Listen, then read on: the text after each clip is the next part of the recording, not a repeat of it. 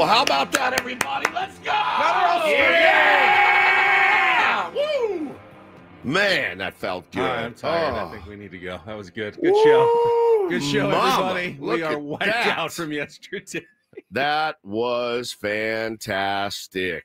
Fantastic, Padres. 1-0. 1-0. And you're listening to Ben and Woods. Happy Friday to everybody. Let's get our heads right on this beautiful Friday morning. I want to fix my scene here. It's not looking great for your old pal Woodsy. Kind of look like a haggard old turd, if I'm being honest with you. Should I put the light on? Do you think that make it better? We were just having this discussion. Is that softer? Answer is yes. Do I look soft? Is that better? Okay. All right. Well, I think we're ready to get started. My head's now right. Probably something you should do before the show. It's radio show, so instead of in the middle of it. But man, what a great mood everybody is in this morning. So good to be here with you. Such an incredible day yesterday. We can talk about some of the beautiful things that happened out at the ballpark and beyond. I am Woodsy. To my right is my very sexy, hot piece of absolute tail, Paul Reindl. He is the executive producer of the program. Good morning, Paulie. How are you, man? I was waiting for it. I was going to just jump in if you didn't. You are looking very good. To my left is Benjamin R. Higgins. He's your friendly neighborhood sports anchor. Good morning, Benjamin. Good morning. And really, honestly, to my right is my hot, sexy wife, Hannah. Why isn't she on the camera? I don't know. That doesn't she make any actually sense. needs to be on of camera. Of the four people in here, the one that should be on camera most is the only one who isn't. That's true. Good morning, babe. How are you? Say hello. Hi. I'm good. Thanks. Good. She's monitoring the chat. She's working the chat for us this morning. This is kind of our tradition. We go down to the Pendry Hotel and we stay a couple nights. Nice to be able to walk down to the broadcast yesterday. Have the car already parked. We have get a room. We went to Lionfish for dinner the night before. Had a pretty good meal. It was pretty good. I would like to try something else next year. We've done Lionfish like 3 years in a row. I thought it was delicious. Yeah, I mean, I ate more than you did. It was fine. And then it's nice to walk down to the broadcast. Nice to have a place to go back right after the broadcast, freshen up, take a little horse bath, if you will, a little cologne. Sorry, that's probably a crass term these days. What would you call Probably always was, and to be honest. Well, that's what we've always agree. called it, a horse We know what you were. Wet wipes and cologne, brush your teeth, the whole thing, deodorant, all that. So it's nice to go back and freshen up. Then we went down to Corey Stewart's tailgate, which was absolutely electric, off the chain, as it always is. Paulie showed up down there. Me, Paulie, Hannah went into the game, and my friend Boggsy was going to be late to the game, and he goes, just sit in my seat. So I get there. We got to see the whole opening intro. We were like 5 rows up from the field. It was fantastic. And we all got to witness the announcement of Jerks and Profar running out. And I will tell you, I got a little misty-eyed. So did Hannah when he was running out. Got a little misty-eyed. Watched old Schulte come out and give him the big old hug. It was pretty cool to see yesterday. But then we went back to the room after a very, very long day and crashed really hard. And so she comes to work with me the next day because we're in one car. And then our babies are flying in this morning. Got to split a little bit early today to go pick them up. They're coming back from Colorado. We've been without them, and I miss them terribly. I can't wait to see them and cuddle them and all that stuff. And but it's great that you're here today, babe. We're going to need your help today. I know. All right, good. Okay. Benji, your day was a little bit different than ours. It was, but it was fantastic. Just very busy. Had tons of hits on Channel 10, which was, by the way, amazing because I was going live from the Marriott Gas Lamp right outside Petco Park in East Village. And we're right there where everyone's coming out of the gate on the third base side. And everyone's just streaming by going, happy 7-year anniversary. Hey, man, happy 7-year. Just thanks to everybody we saw yesterday at Baja Rick's and then throughout the Gas Lamp and the East Village and at Petco Park. So many tier ones. It's such a fun day. It really should be a holiday. It feels like a holiday. Opening day in San Diego now. Like, I mean, it's such an event. Dude, if it needs to be a Friday is what it needs to be. Boy, you're not kidding, Paulie. And for then we have, we wouldn't be able to talk about it the next morning. We actually would because we have a show tomorrow. We do. Yes, we do. We absolutely have a show tomorrow. We have a live broadcast from 10 to noon for us. Now that's easier for us. I'll make a deal with Adam and the Padres in Major League Baseball. You move that sucker to a Friday, You're going to have the best version of me. And by the best version, I mean 65 drinks. I mean, it was so fun yesterday when the sun came out. The drinks were flowing. You guys know I'm a teetotaler now, except for days like yesterday. Thanks to the tier ones that brought us multiple shots that we had to do in 15 seconds each. And then I leave there immediately. Corey's pouring giant vodka punches. He said he goes, the first batch was so strong, I had to split it into 2. That's how strong the batch was. Had about 5 glasses of that. And then we went and had another cocktail. And then we had a drink inside. I'm like, all right, bro. But I got a good night's sleep, not hungover in the slightest, which is also kind of scary. You're like, hey, if I do this, my thought was this: if I start drinking early enough and I get in bed early enough, I feel great. I can do this job every day. Now that's a problem. You don't want to have that thinking because that's when you get in trouble. Hannah is like, "Where are you coming home?" You're like, "I'm in TJ. I'm not coming home. I don't know what you're asking me." So, man, what a great special day. A lot of love. I'm not going to, so quit asking. A lot of love yesterday. I did not see one, and maybe somebody else did. I'm going to tell you what I saw and what I didn't see. I saw a community that was dressed to the nines in Padres gear. I saw a fan base that was salivating for baseball. I saw love. I saw happiness. I saw a little bit of overindulgence, but I didn't see anything crazy at all. I didn't see anybody stumbling down the street. I didn't see anybody get thrown through a window. And we were out and about, for a while. I didn't see any fights inside. I saw respectful people, oh, my bad, man, go ahead. I saw just a ton of love. And I saw, what I saw? I saw a savvy baseball fan base.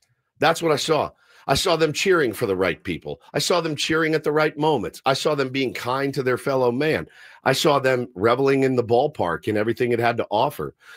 It was a beautiful day, 10 out of 10, no question for me.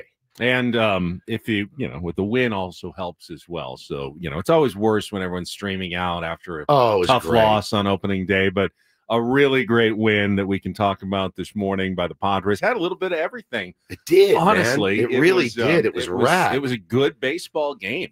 Almost felt like a playoff game in some respects. The way it was back and forth. I saw people two really saying good that. teams and bullpens coming in and big home runs. I mean, it was a really spectacular opening day. It just was so much fun. Baby, did you have a good time? I had a really good time. Yeah. Yeah. What did you love about it? The Besides margaritas. being there with me. You were honestly a little bit annoying. How? Because I had a little bit overserved? Yeah, you weren't overserved. You served yourself. I was over self-served. Yeah. You can't say I was overserved when you're the like one. the frozen yogurt of drinkers yesterday. Right. I can't say I was overserved if I'm the one. Should be more like a gas pump where it just shuts off automatically. It just at some stopped, point. You can't put any more in. But I, it was interesting. I tried to shut it off. When I got home yesterday, my wife goes, "What happened today?" And I go, what do you mean? She was, I was well, texting her. Hannah texted me and said, "Your husband is a real trooper for what Steven's putting him through." Me? I was like, "Well, when was this?" She's like, "I don't know, probably 11:30 or something." I was like, "Tailgate." Yeah. Tailgate. But I was like, No, not. It just went. We I had fun. I had a good time. Okay, yeah, we had good time. But was he a little annoying? I don't think so. More than usual. He's more used to it than you are. That's true in that setting. Yeah. Oh, man. Orthodox 7 says College Woods made a small appearance yesterday. He did. Yeah, there might have been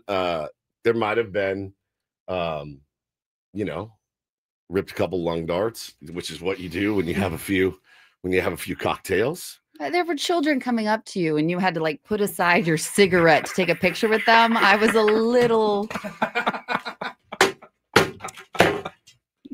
Hi, kids. Don't do what I do. Woods, you're a respected member of the community and a public figure now. We're going to need more from you. Yeah. I'm nobody's role model. All right, come on, man. Can't a guy cut loose on opening day just every now and then? I mean, I'll be at the broadcast tomorrow. I got to drive tomorrow. I won't have a sip of alcohol. Won't have any tobacco. I will just drive down and be a professional. Oh, I'm getting just crushed in the chat. Just crushed in there. Yeah. Can a man enjoy a heater a couple times a year? Does that ever hurt anybody? I don't know if you want to be Cigarette Steve on opening day. Cigarette Steve walking around the tailgate. What's up? Give me another one of those. Yeah, College Woods was definitely there, man. Yeah, I don't want to. We had fun though. I don't want to. Don't let your kids be like me. Let them be like Ben. Yes. Yeah. I don't know. Ben should be everybody's. See, now I'm working all day and grinding. And, let him be like Cole, actually. There's probably some sort of in between that you should strive for. Yeah, it was a little old school me. I got to let the tiger out of the cage every now and then, and the tiger goes crazy, man. You have to cut loose. Everybody should cut loose. Now, I knew, again, I got a show today, so I shut the mother down, and I had probably 8 hours of sitting on my ass in a hotel room doing nothing but watching baseball while my wife snored next to me. That was pretty much the entire afternoon. I've gotten some good sleep over the last couple of days. It was really, really a fun time, man. I loved it. I love it so much. It's just my favorite time of the year when baseball's back.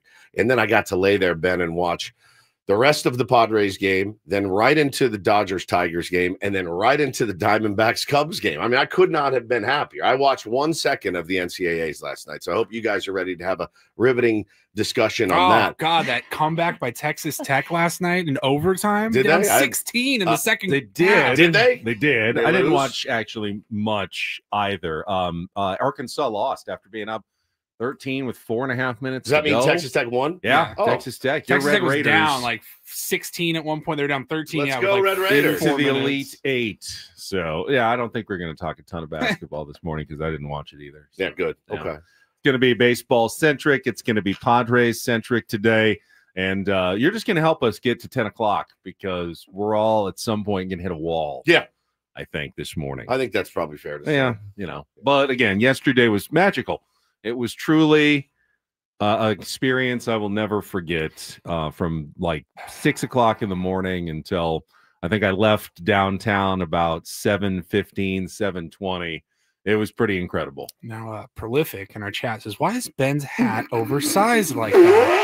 It's not. We had a discussion. Prolific, we had a full 5 to 10 minute conversation about Ben's hat before this show started. And the answer is none of us really know. All right, give us what was your hypothesis for it again? Well, I tried this hat today thinking. You've got it crooked, first of all. Like it's like angled down to the right. Okay. I said, every time I wear a hat, Woods usually says that hat doesn't look good on you. So today I decided to go with one that I purposely didn't think looked good on me. Are you trying to entrap me? No, I was trying to think, well, maybe. What are you trying maybe to I just have, maybe I have no sense of what looks good on my own head. So I'll go against my own instincts, George Costanza style, and go, okay, that hat I think is going to look terrible on me.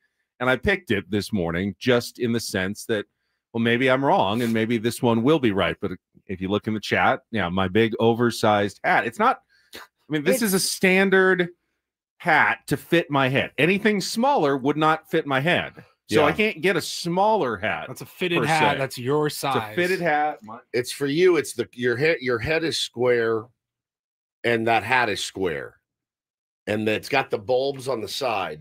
And I told you, use the hair dryer. It's a 5950, so they're just a little bit higher. Crowny. I think it looks good. You're giving him a complex. I said I don't want to buy clothes that I then need to tailor myself with a hair dryer. Can't I just buy something that works for me? Is there not? I think it works. I think you're letting him stress you out. Well, it's very yellow. It's the Padres spring training hats. Okay. Not as yellow as Elias Diaz's catcher's gear, which was the brightest shade of yellow I've ever seen on a baseball diamond yesterday. I'd like to have a serious conversation about Elias Diaz. A serious conversation. Mr. 2 hits himself last night. Yesterday. It's fantastic. Great. I want to talk. There was only a spot in the lineup where maybe you could only hit and not have to play defense. That'd be a great spot for him. Has he ever caught a big league game before? It was rough. That was rough to watch. I texted you guys. I said, I know it's game 1. I know it's a game that we're winning, actually.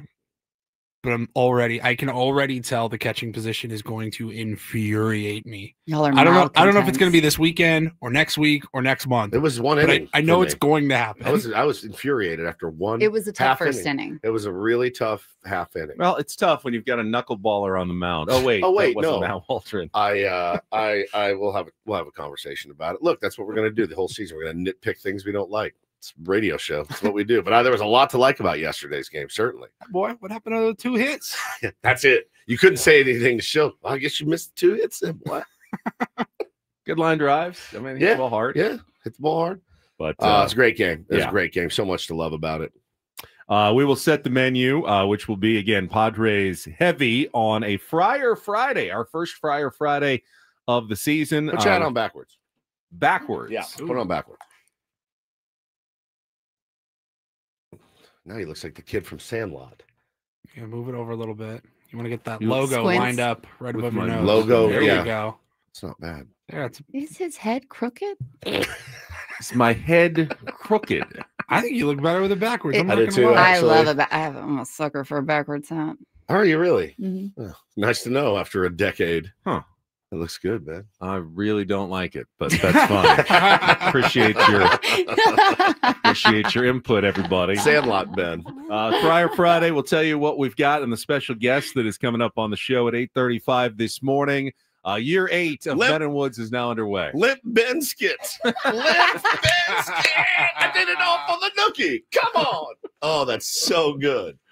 Oh, Lip Benskit. This could be the new bit. Ben sings Lip Biscuit coming up soon. We will check traffic with Kelly Danick. We'll be back on a Friday with Ben and Woods on San Diego's #1 sports station, 97.3 The Fan. First up, Prize Picks. It is baseball season, and it is your spot for daily fantasy every single night. You're watching the games. You can put together lineups with your favorite players, ones here in town, out of town. You can even combine sports, basketball, hockey, whatever you're watching. College basketball right now. Prize Picks makes it easy and fun. 10 million members, billions of dollars in winning. So people across the country are enjoying this. All you do is you set lineups with 2 to 6 players.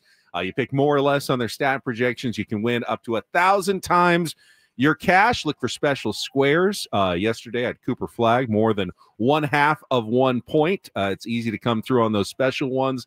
Got a bunch of them on Tuesdays every single week. Taco Tuesday, they call it. You can check it out with Prize Picks, and they offer Venmo, Apple Pay, MasterCard for quick and easy deposits and withdrawals back into your account in just about 15 minutes. Just sign up today. Download the website or download the app at the website at prizepicks.com and use the code KWFN to get $50 instantly when you play your first $5 lineup. That's code KWFN.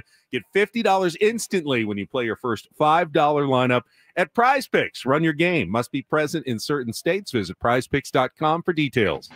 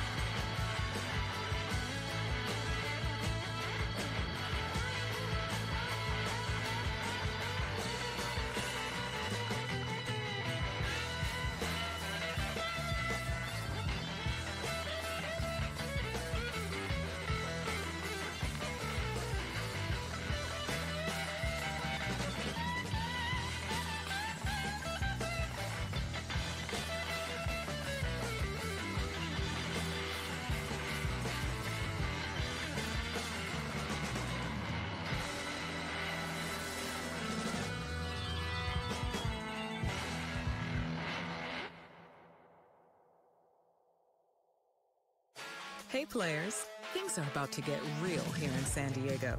Introducing the all-new Jamul Casino Resort. With a 200-room hotel tower, exciting new eats and drinks, plenty of new places to play, and a luxe spa and salon. Hello, rooftop pool and deck. It's where players can play their hearts out and enjoy all the perks that come with it. It gets real this summer at the all-new Jamul Casino Resort, the players' place.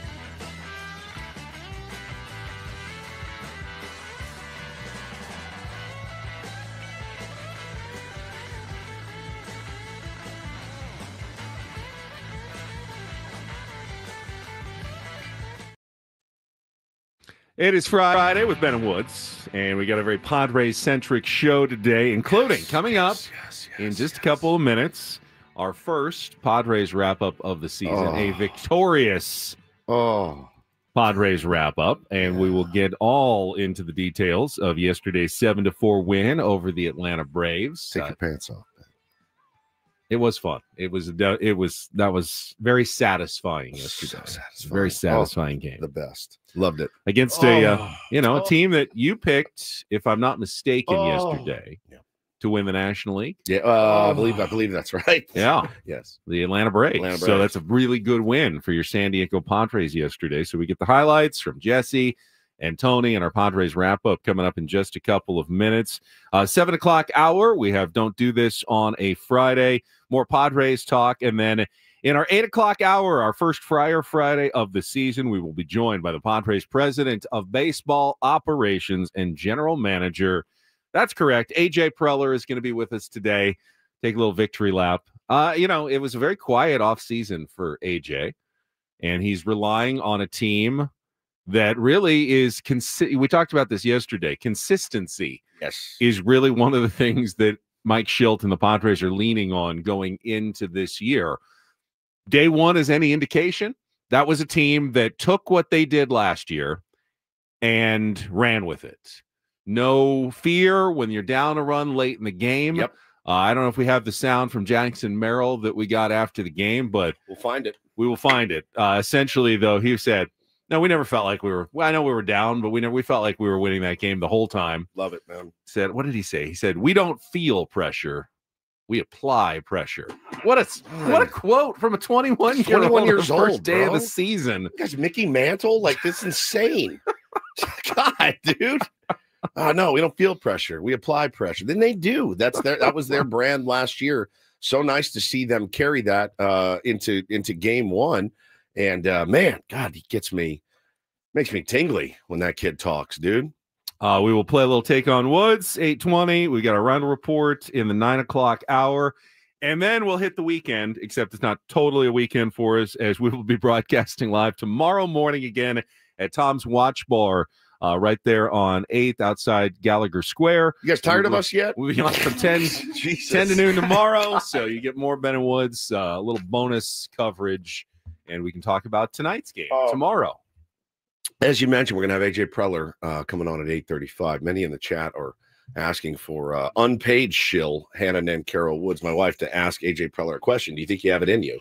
No, I get very nervous. You do, as you know. So do we. In the face. So do we. People. So do we. But you're not in the face. It's on. You know, I can't. Well, if you can think of one, work on it. I'll set you up. Okay. I'll set you up sweetly. I'll take good care of you. You will set her up. I'll set her up with AJ. Not like that. No. Morning, guys. Morning. If he does want a new property in Encinitas, I could help him. Okay, that's something that you could do, but he may. I don't think you should ask him a real estate question. I think you should ask him some sort of baseball. It's the thing I know, though. Baseball. You know a little baseball. You're pretty good. I am. Yeah. So we'll see. I don't know. I'm already nervous. I don't want to I'll think of one and I'll set you up. I'll tee you up. All right. So yeah, AJ Preller is going to join us at 8:35 this morning, and I'm sure he's feeling happy about how things turned out yesterday as well. I bet he's very, very excited. And I know the entire fan base was just on cloud nine yesterday. Let's do it again. Got to do it again today. Yeah, Dylan Cease will be on the mound tonight. First night game of the season, 6:40, going up against an all-star from last year and Reynaldo Lopez. So another good matchup, good series here to start the season for the Padres. Tested right out of the gate. Good team, Atlanta. They do. God, man. I was looking at the matchups for the weekend. It's crazy. They're going to be good. And Chris Sale said the same thing after the game about the Padres yesterday. He said that is a good lineup on the other side. Nothing easy for me. I mean, this is the reigning National League Cy Young Award winner who kind of figured it out, gave up 3 runs early, but then got through his 5 innings and, was in line for a win before the Padres came from behind. But he goes, that is a good team on the other side there. I think there was some mutual respect, Padres to the Braves, Braves to the Padres in that game yesterday. And both of those teams are in similar circumstances, really good teams that everyone feels don't match up with the Los Angeles Dodgers this year. Yeah. In that same boat as like Dodgers. All right. And then the next tier of teams in the National League. And they both feel like, all right, we're definitely in that next tier of teams, at least in the NL. I've watched all 3 Dodger games right now and that have happened this year. I watched both of them as much as I could when they were in Japan. And then I watched most of the game yesterday. And I'll say this, man, they are going to be very, very, very difficult. Teoscar Hernandez hit a huge home run. That's all they needed. Boom. Now they fought back. Detroit Tigers, I think, left 15 men on base. We're 0 for 11 with runners in scoring position. I mean, we've lived that life too. They could have easily won that game, but the Dodgers just held it down. They're now undefeated, 3-0 on the year, and they're going to be really, really tough to beat. I feel like if they falter, it's not going to be. I feel like it's going to be because of them. They're going, and I just don't see them beating themselves very much this year. Yeah, I mean they faced the nastiest starting pitcher in baseball from last year, and it was a close game until that pitcher was out, and then the Dodgers had a chance later in the game to come through, and there's not. I don't see a lot of losses on that schedule. I don't either. Them, other than the weirdness of baseball. Yeah. They will be favored every single time they take the field this year. Yeah, pretty heavily too. I mean, they looked really good. We'll talk about that. We'll talk about some of the other games in baseball too. But first, I know you're nervous to interview AJ Preller, babe, but I know you're not nervous to talk about Eco Water. How much do you love Eco Water? I am obsessed with Eco Water. Yep. Obsessed. I tell it to everybody. I talk about it at my office. Yep. I talk about my showers. I talk about my drinking water. Yep. I'm not a drinking water person. No. I find myself just guzzling water all day. Yes. It is so good. Even my kids are obsessed with it. They're obsessed with it. Can we brush our teeth with Eco Water? We drink it in the shower. They're so bummed they haven't had Eco Water for the past week. They're going to come back all crusty and they're going to need Eco Water to soothe them. Colorado hard water. It's just not the same as Eco Water. You can get the system in your home just like we have in our home. I'm so happy that I finally did something right after 11 years of marriage, 10 years of marriage, brought it in. No, 8 years of marriage. How long have we been married? Doesn't matter. I got the Eco Water system put in, and she was skeptical, as she usually is. And then she started drinking it and said, man, this thing is such a game changer. So check it out for yourself, guys. Call 760-350-3338. or go to ecowatersocal.com. Try the Soft Life and alkaline water for only $9.95 a month. 50-3338 or ecowatersocal.com. Let them know Woodsy sent you, because your water should be perfect.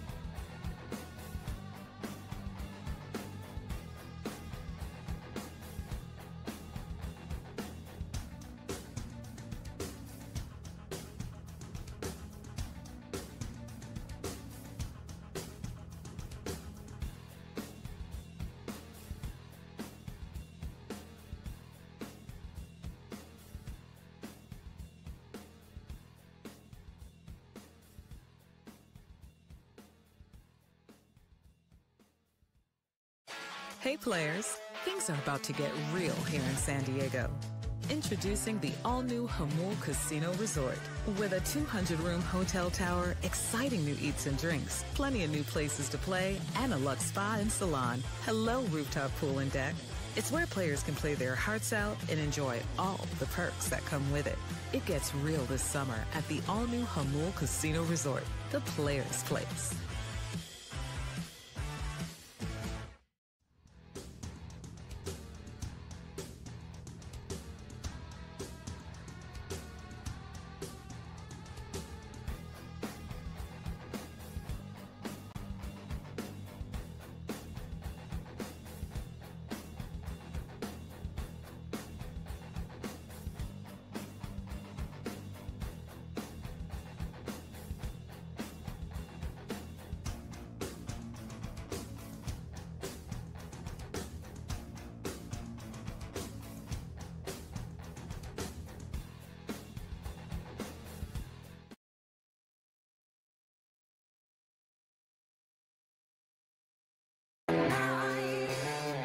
I had to turn down at least on 3 or 4 more occasions as the day went on offers to buy me a shot.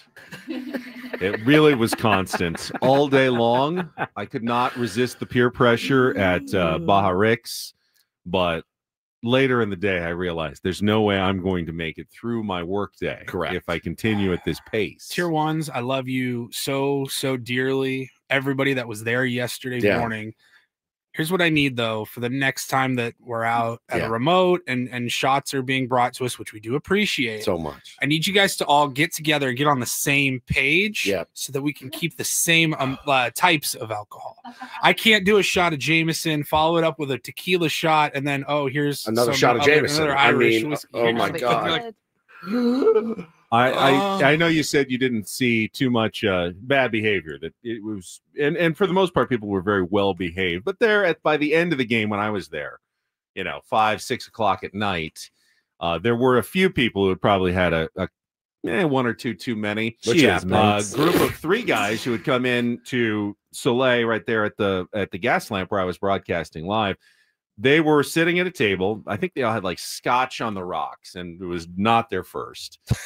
And they decided, no, it's fine. They were having a good time. They were bad guys, but they decided they really needed to get a picture with Ben Higgins. Oh, which is fine. I'm happy to do it. The problem was I was live on television at the moment, and the guy just didn't quite understand that concept. And I had 2 photogs who were there. Just hold on, just 1 second. Just let him finish. He's on live. He'll be done like 90 seconds. Just they kind of were trying to both run interference, and then I said, just you go back to your table. I'll catch you in just a second. I'll come over, and I did. And of course, they tried to buy me a drink, which I said, no, I'm good.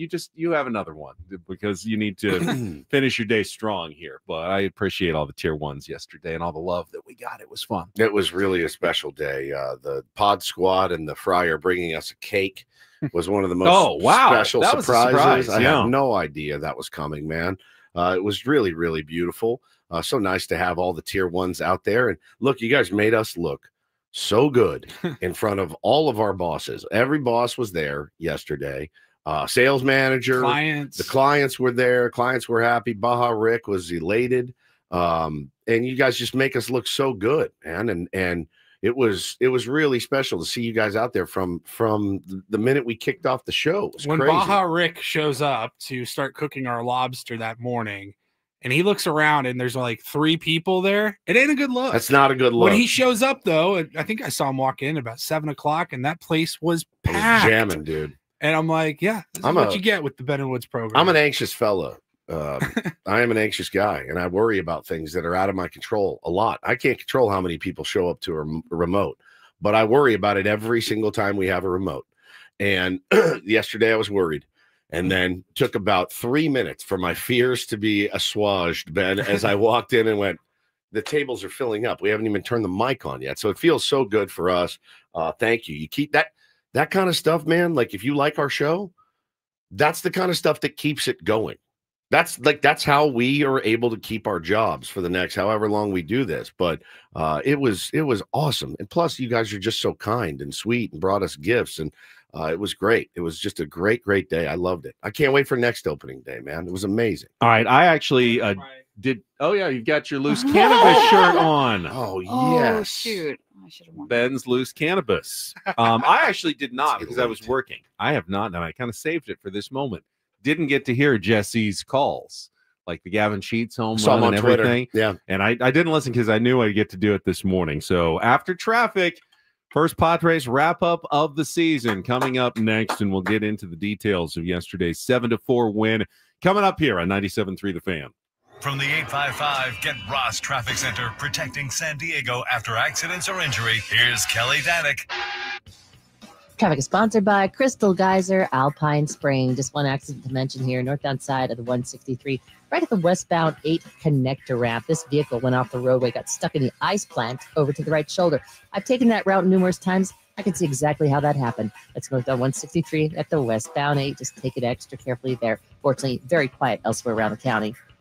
What makes Crystal Geyser Alpine Spring Water different? They always bottle their Alpine Spring Water less than 1.5 miles from the spring source. And all their bottles are made with 50% recycled plastic from their own recycling plants. Crystal Geyser, bottled at the spring source. I'm Kelly Danick with Ben and Woods, San Diego's #1 sports station, 97.3 The Fan.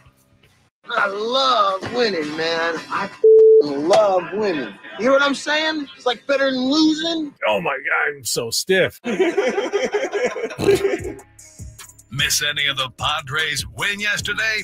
Ben and Woods didn't. What up, crew? We've got you covered with all of the highlights. I like it when the Padres win. Yeah! Yeah! It's the Padres Wrap-Up, presented by Hamul Casino. With thrilling slots and tables and all the best rewards, Hamul Casino has all the fun you're looking for. Hamul Casino, fun above all else. Yeah! Give me a do damage. Do damage! Petco Park, downtown San Diego, and opening day of the 2025 baseball season as the Padres welcome the Atlanta Braves to America's finest city. 1987. 2-2, bounce to the right side, charged by Jake, flip to second one, Bogarts to first, in time, and an inning-ending double play. Braves loaded the bases in the top of the first inning against Michael King, but they do not score. Here's Adrian Johnson. After review, the call on the field is overturned, the runner is safe. Atlanta retains their challenge. So the run scores. 1-2 pitch, looped into center field. That'll get down a base hit. Fernando scores to tie it. Manny's on his way. Harris's throw to the plate kicks off the mound. Not in time. A 2-run single, Jackson Merrill, and the Padres lead it 2-1. To a pitch. And Albies hits it in the air to deep right field. Fernando's just going to turn around and watch. This one gonna go. 2-run homer, Ozzie Albies, who has now driven in all 3 Atlanta runs. And the Braves hop on top. It's 3-2. Hard hit grounder to first base. Olsen has it on the bag, throws home high, and Machado slides in safely. So they got it out at first base, but Merrill does, in fact, get the run home, and we are tied again. It's 3-3. Hard hit in the air to left center field. Lockridge backing up into the gap at the wall. It's going to go. Home run, Austin Riley. His first hit of the year is a go-ahead homer here in the 4th inning. And the Braves lead it 4-3. Matsui was at the belt. And the payoff pitch to Albies, swung on, hit in the air, deep to left field. Lockridge backing up in the corner, leaps up, and he makes the catch. Right in front of the fence in the left field corner. Lockridge hopped and made the play to end the inning. Albies missed by that much.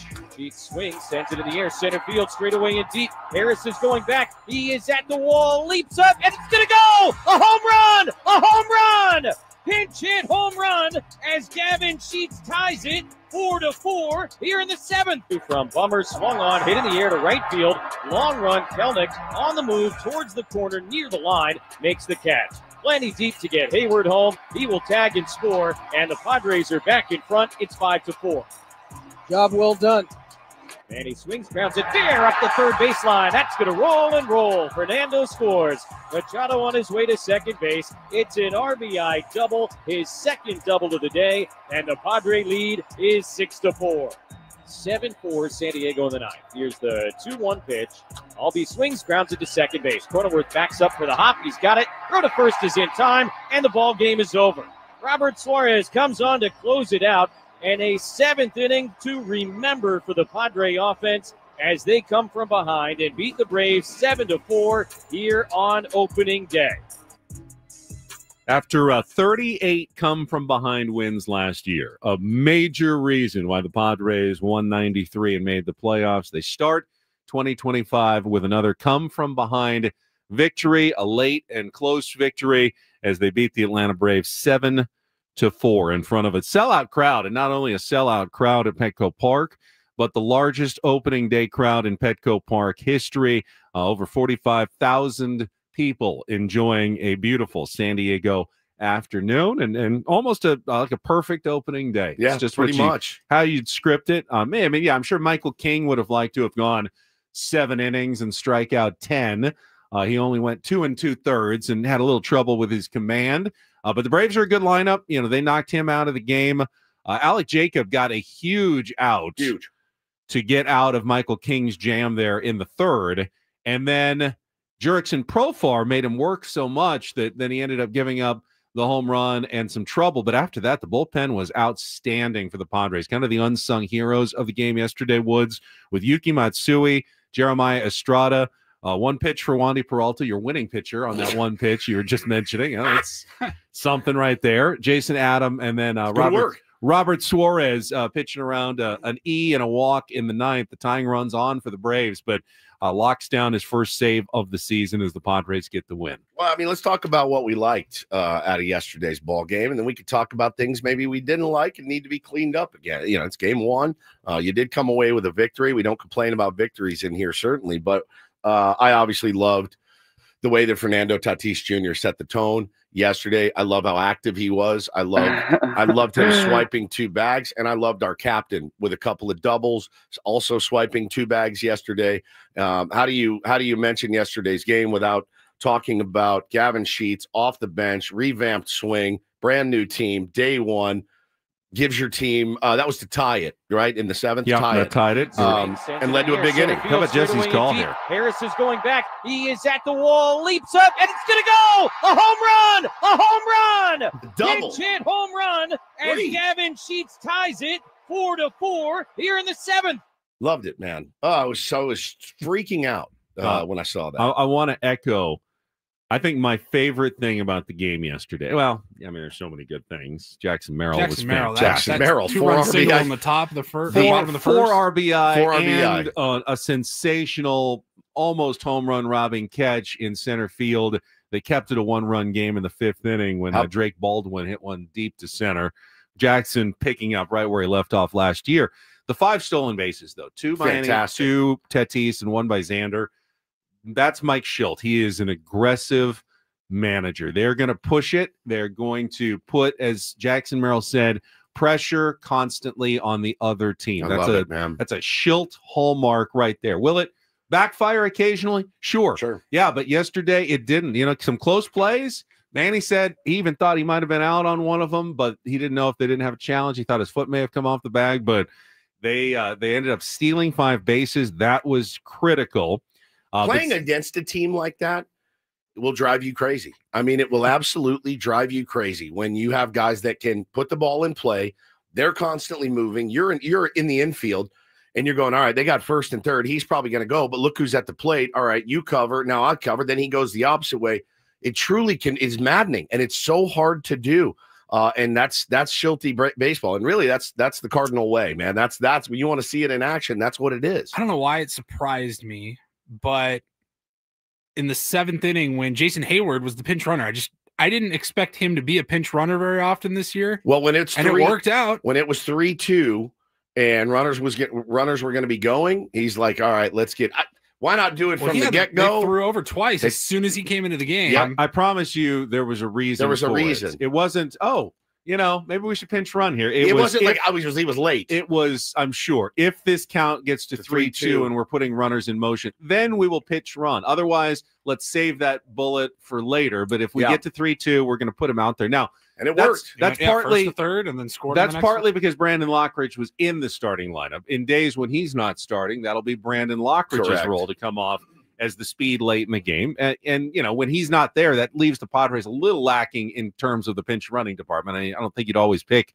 36-year-old to come in and pinch run in a lot of situations, but it worked out for the Padres there, and Hayward came around and scored. I do want to point out one thing, because this is why baseball players will die on the hill of RBI is an important stat. Yeah. Where the sabermetricians, the new age baseball stat guys will downplay RBI. Like if you don't have anyone on base, that's, doesn't mean you're a bad hitter because you're not driving in anyone. You need help to get runs batted in. If you look at Jackson Merrill's stat line, 1 for 3 with a single on a sac fly. So that's a 250 OBP in 4 at-bats. He got on base once and just a 333 slugging. So that's a 580. That's bad. It's like a bad day offensively. Right. And a 580 OPS for the game. 4 stakes. But the way his at-bats transpired, the clutch hit in the first inning, the ass-out slider away that he just stayed back, stayed through, and just flipped it was unbelievable. Getting runs home twice with a runner at third base on the hard grounder to first, and then the fly ball deep to right field. That is professional hitting on a level that you usually don't see from a guy until he's been in the league for years and years. The fact that Jackson Merrill did that at 21, I can tell you that a guy like Manny Machado is going to, and Mike Schultz certainly, is going to appreciate what Jackson Merrill did in that game so much. And he was rewarded with 4 runs batted in. Someone will say, well, it doesn't matter. I mean, what was his slugging percentage? He had 1 single in the game. It does matter. Yeah, you won the game because of it does matter in individual circumstances like that game. Jackson Merrill was huge despite getting just 1 single offensively. It's the weird way that people think about baseball these days. You will never show me a player at the end of the year with 115 RBI, and I'll say, what a turd player that guy is. Never. Hey, I don't care who it is. I don't care what he hit. That guy drove in 115 runs last year. The object of this game is to what? On offense. Do what? Score runs. And to have a guy that can do it in situations, to be able to hit a sacrifice fly, to be able to have a 2-strike approach like that, to drive in 2 runs to get you the lead, forget it. Give me that guy. Give me 100 of those guys. I want guys that can drive in runs. And I get it. I know their point. I know their point. I see their point. But you will never be able to convince me that driving in runs is not an important part of baseball. Merrill did what he was tasked with doing when he went to the plate pretty much every single time. Yeah. And by the way, that single against a lefty, a Cy Young lefty in Chris Sale with 2 outs in that 2 strikes and, battling against a guy like that shows just how far he's come. And he started well, but he didn't hit lefties great in the first half of the season. Second half of the season, he hit over 300, I believe, against left-handers. Figured that out as well. How about Luis Ariz? Massively unselfish ABs all day long, doing his job. Doesn't show up in, with a bunch of hits and things like that, but he had a sac fly as well, moved guys over. He was fantastic. And he gets an offer for his trouble. For his troubles. We'll continue talking Padres baseball coming up in hour number 2. Let's get negative. There's next. a couple. You can pick a little bit. Negative. Coming up next with Ben and Woods on 97.3 The Fan.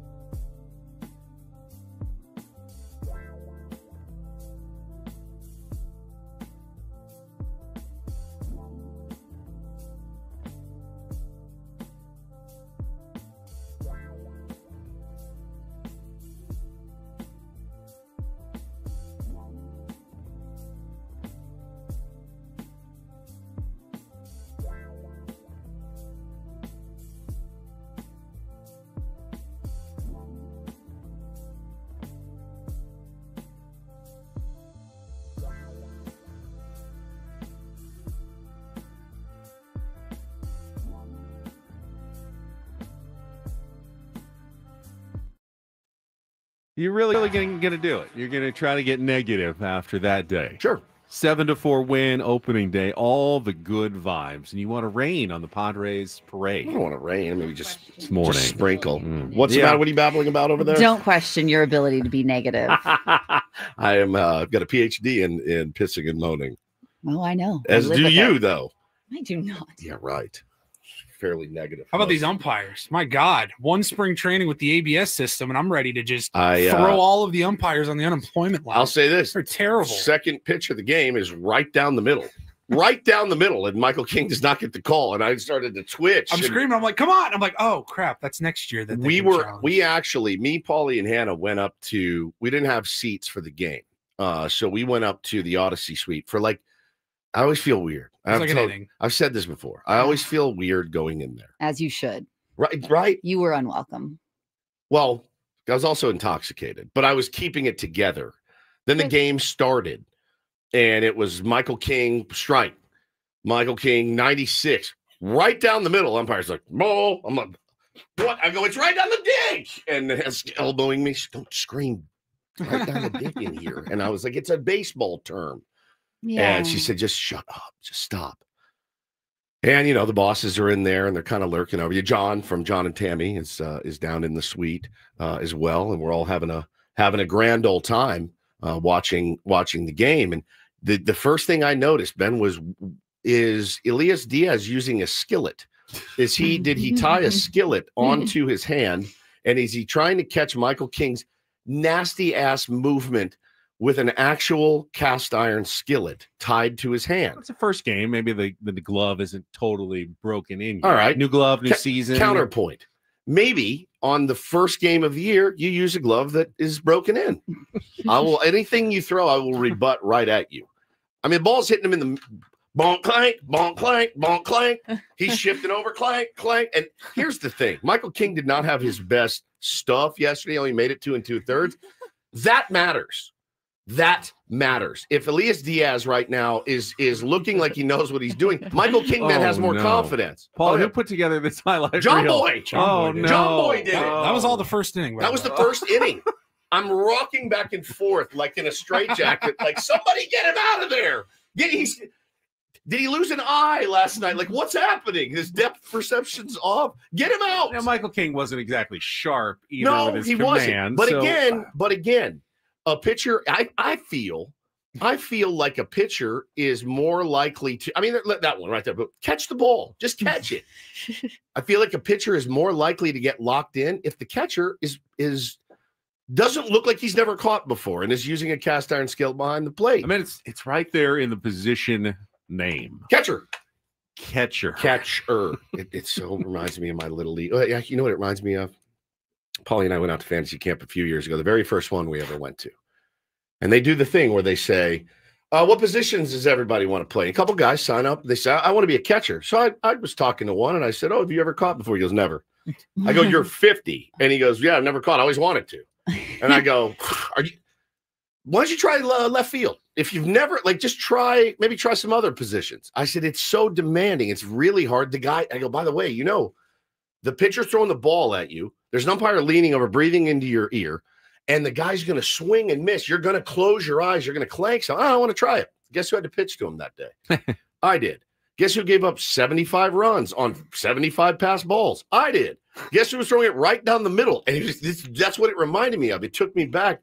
And I think I lost that game, first game, 75-0 on 75 pass balls. And it gets a pitcher really frustrated, and it's hard to lock in when the guy can't control it back there. Well, he did get 2 hits, 2 sharp singles in the game. And, offensively, we're not expecting a ton out of that position. We'll see. Maybe we'll see Martin Maldonado tonight. He came in late in the game as a replacement after they pinch ran for Diaz. Yeah. So we get to see Maldonado for a second. Who knows if he gets his first start coming up? But it was tough. It's the first game of the season, so everyone was going, get rid of Yuli Gurriel. He went 0 for 4 with a strikeout. Yeah, Jake Cronenworth, another tough season coming up. Jackson Merrill went 0 for 4 in the first game last year. It's one game. You're facing a Cy Young Award winner. Jake in particular got some nasty left-handed stuff from Chris Sale. Jake looked flummoxed up there. There was a reason that I thought maybe Jose Iglesias should be in the lineup. Schulte went with his guy, his veteran, Jake Cronenworth on opening day, which is fine, but the 0-for-4 with 2 strikeouts can't shock anyone against that starter, and having to face him, I think, 3 times before they took him out of the game. So, I'm not going to reserve judgment after one game. Don't think Gavin Sheets is going to finish with a 5,000 OPS, which is what he currently has. I'm assuming that Fernando's not going to hit 750 this year, but I did like what I saw.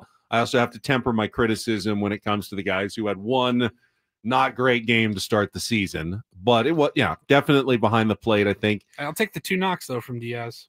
Definitely will take the 2 knocks. Everyone can have maybe some opening day first inning jitters as well. He looked a little better after that, after he got somewhat settled in and comfortable.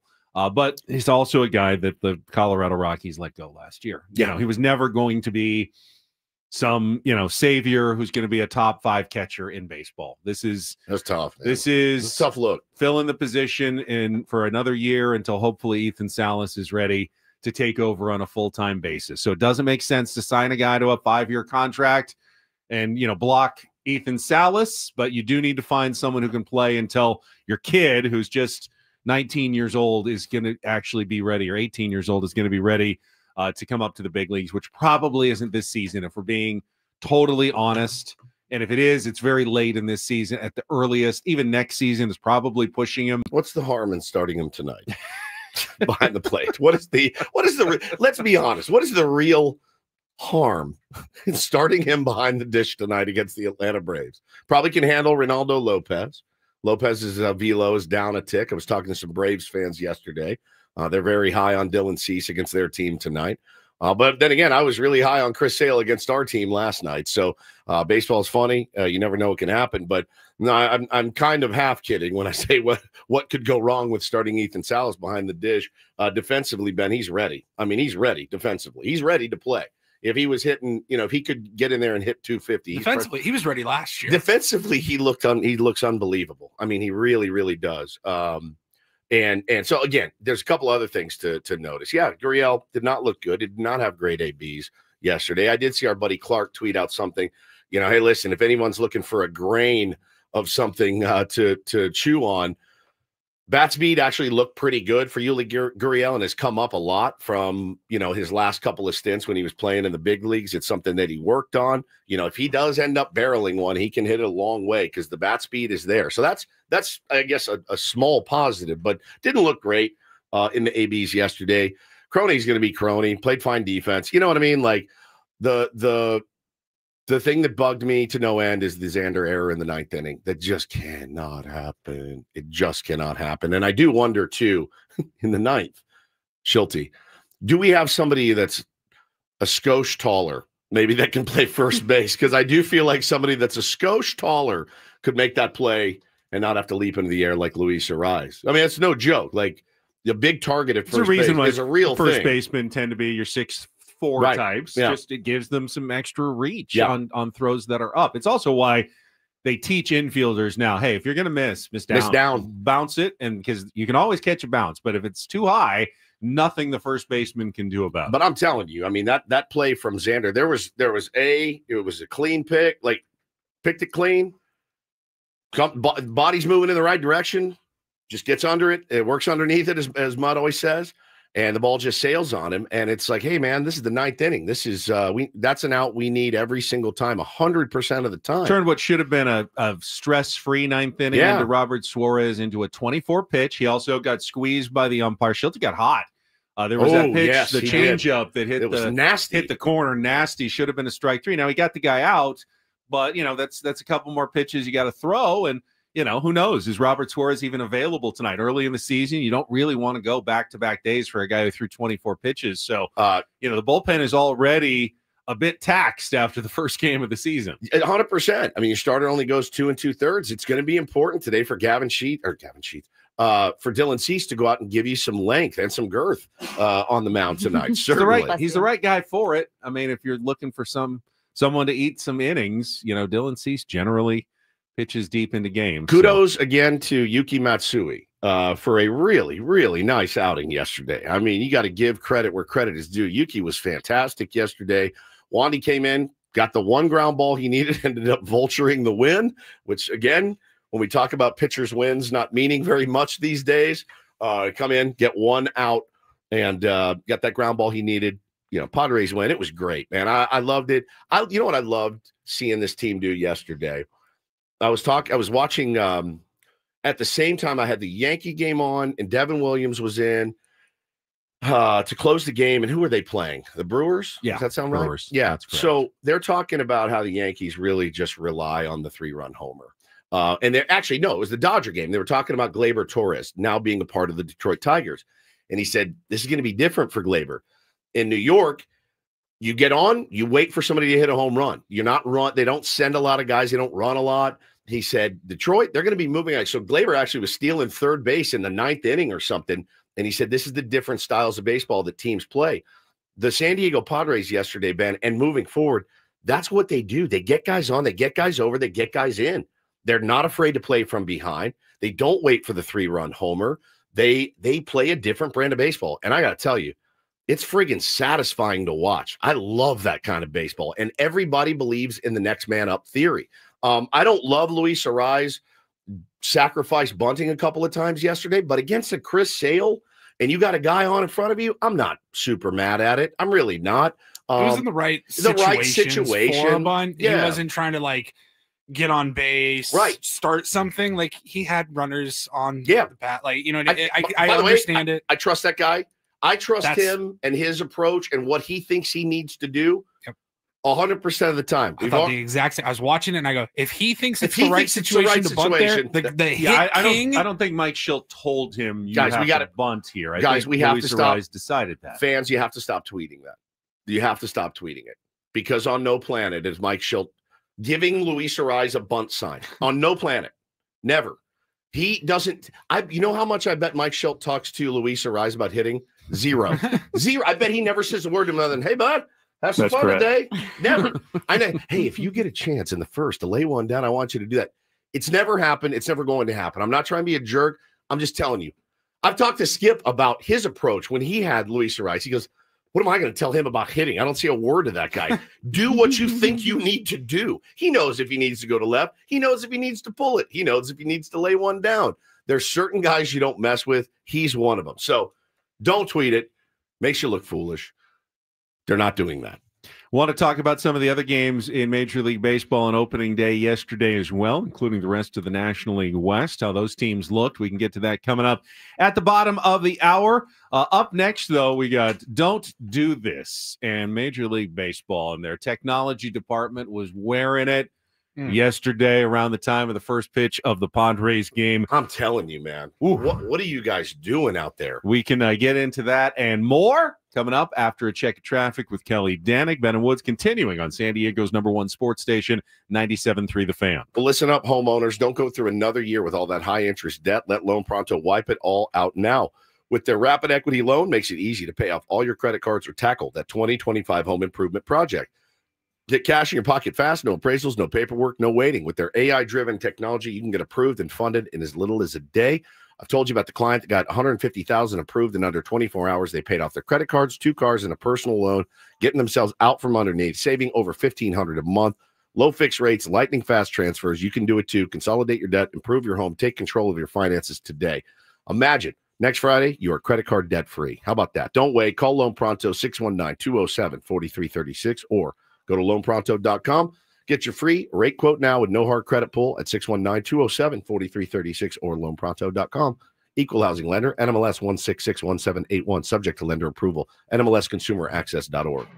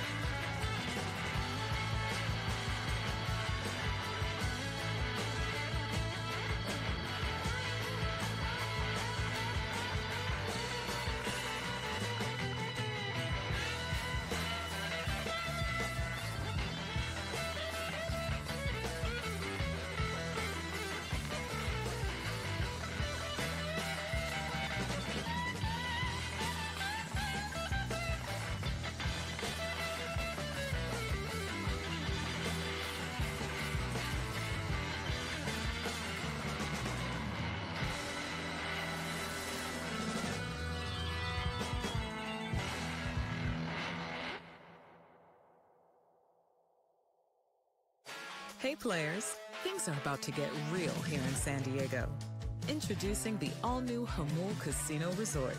With a 200-room hotel tower, exciting new eats and drinks, plenty of new places to play, and a luxe spa and salon. Hello, rooftop pool and deck. It's where players can play their hearts out and enjoy all the perks that come with it. It gets real this summer at the all-new Hamul Casino Resort, the players' place.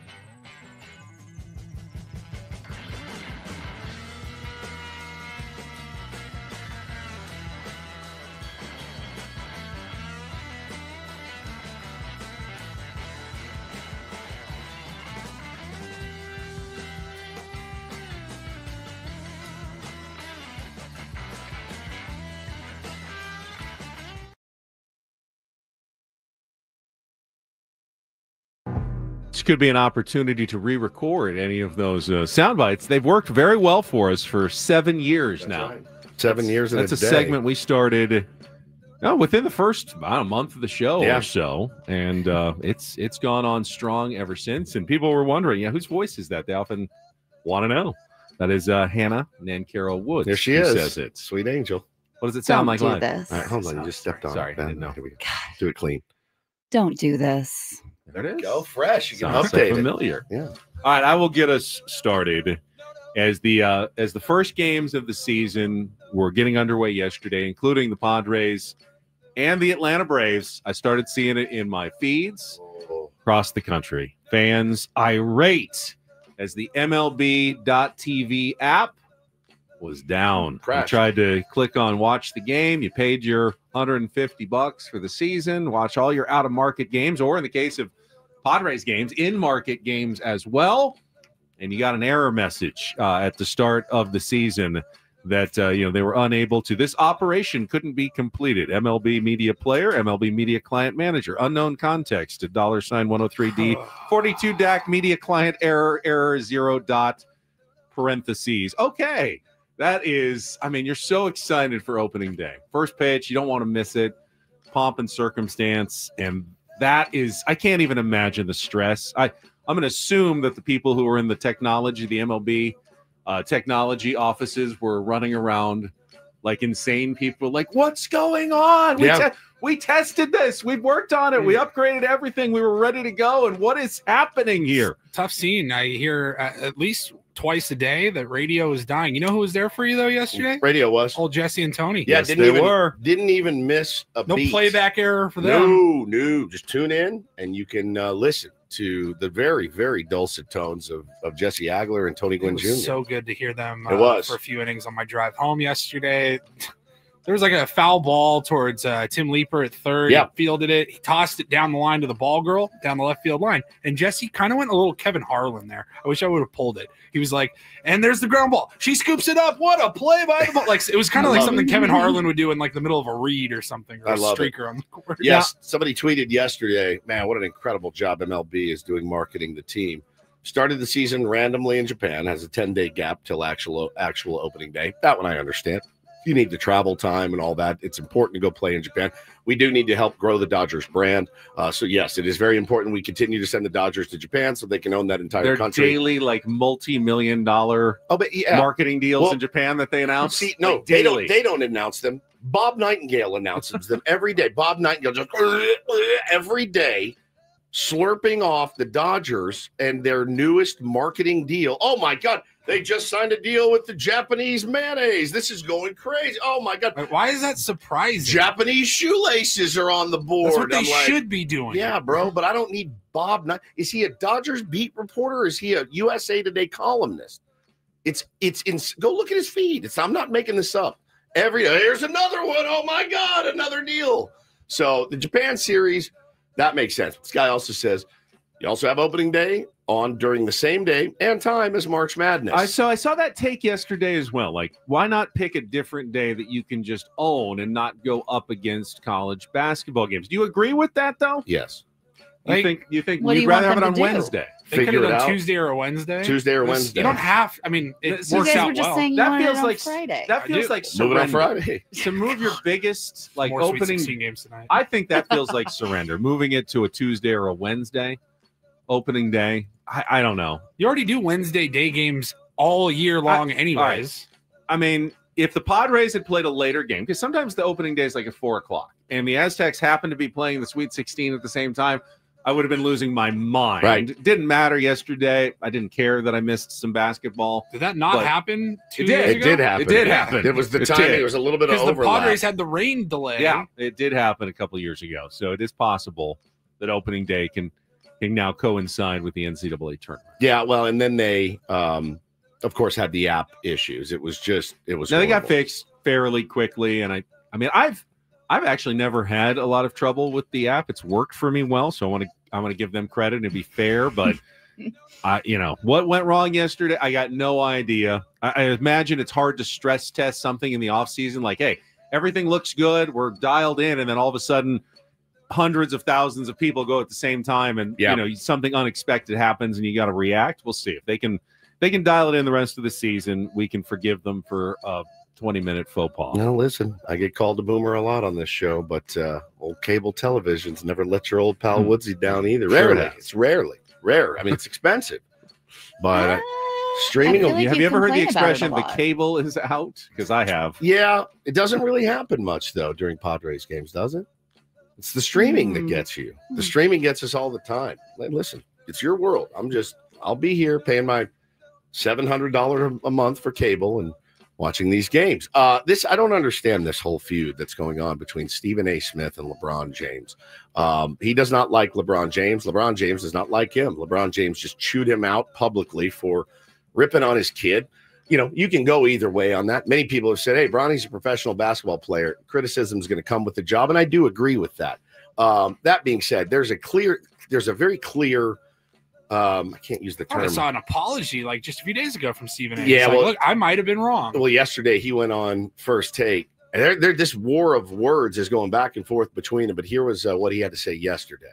I suggest that he be happy with the things that I haven't brought up.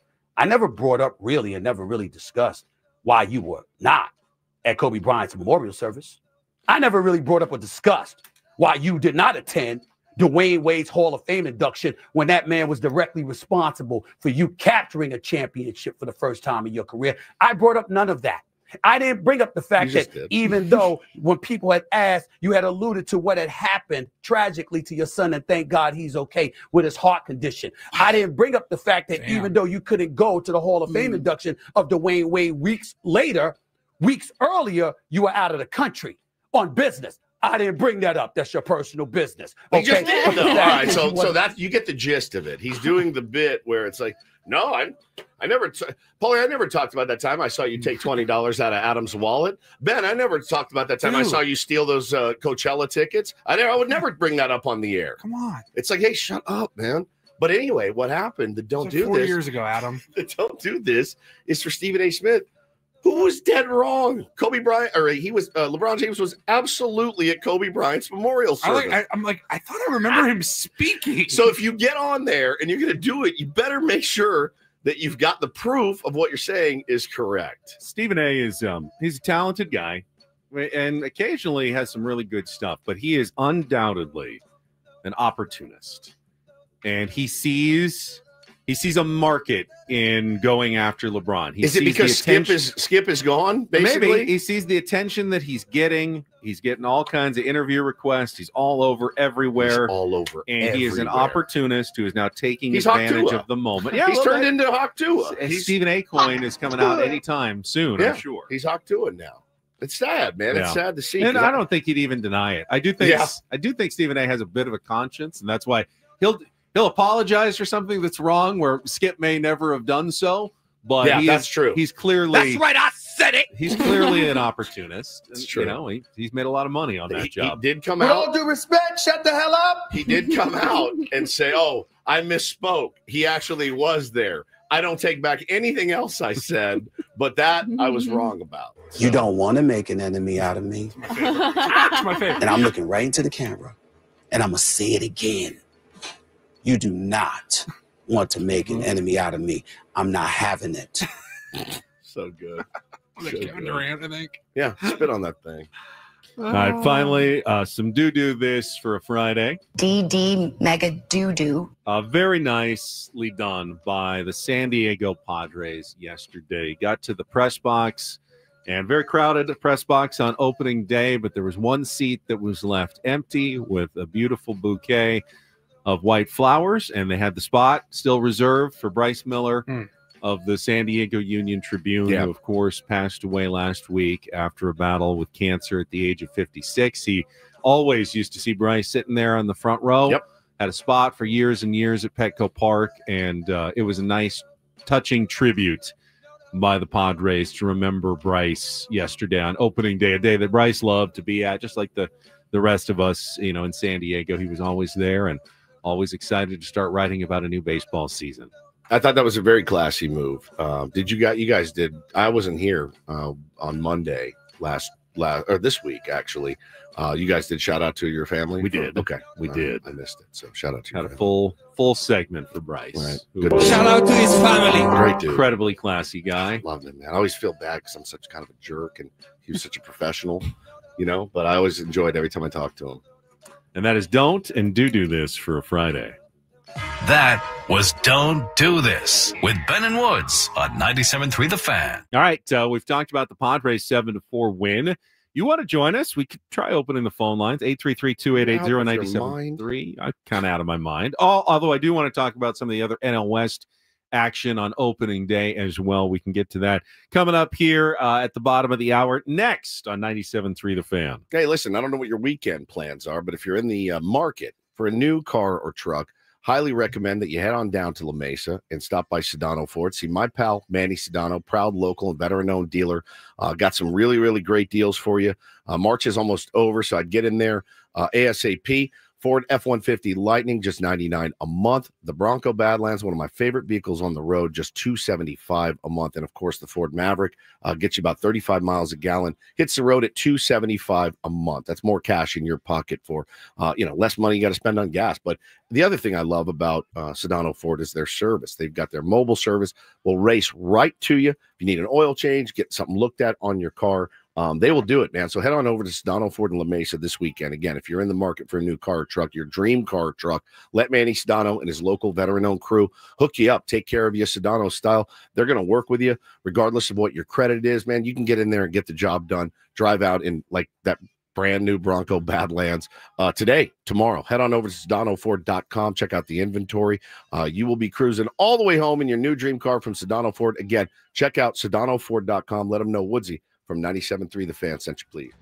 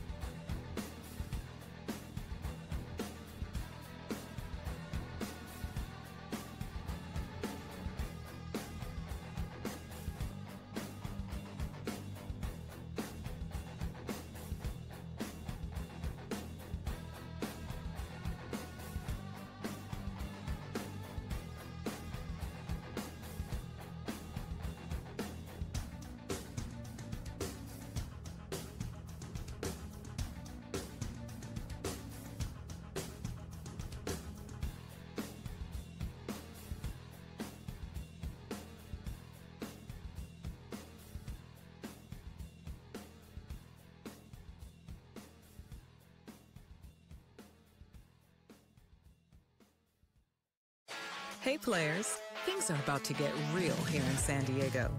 Introducing the all-new Hamul Casino Resort.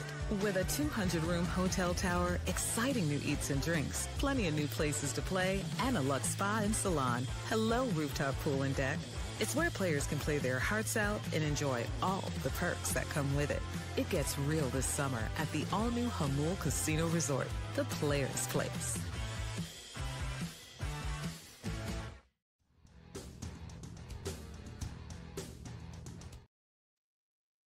Like to say a hello to everybody watching us on our YouTube stream this morning. I see some big numbers in there. Not surprising after opening day, although we did hear that one place in particular is currently watching the Ben and Woods program on YouTube. I believe they're listening on the radio. Are they listening on the radio? Yes. It's on the audio at the Torrey Pines Golf Shop. Yes. Wow. Good morning, Torrey Pines. Good morning, everybody. Torrey Getting ready Pines. to tee off on a Hit 'em Friday straight. morning. Yeah. Love that. Look at you guys, man. Love that.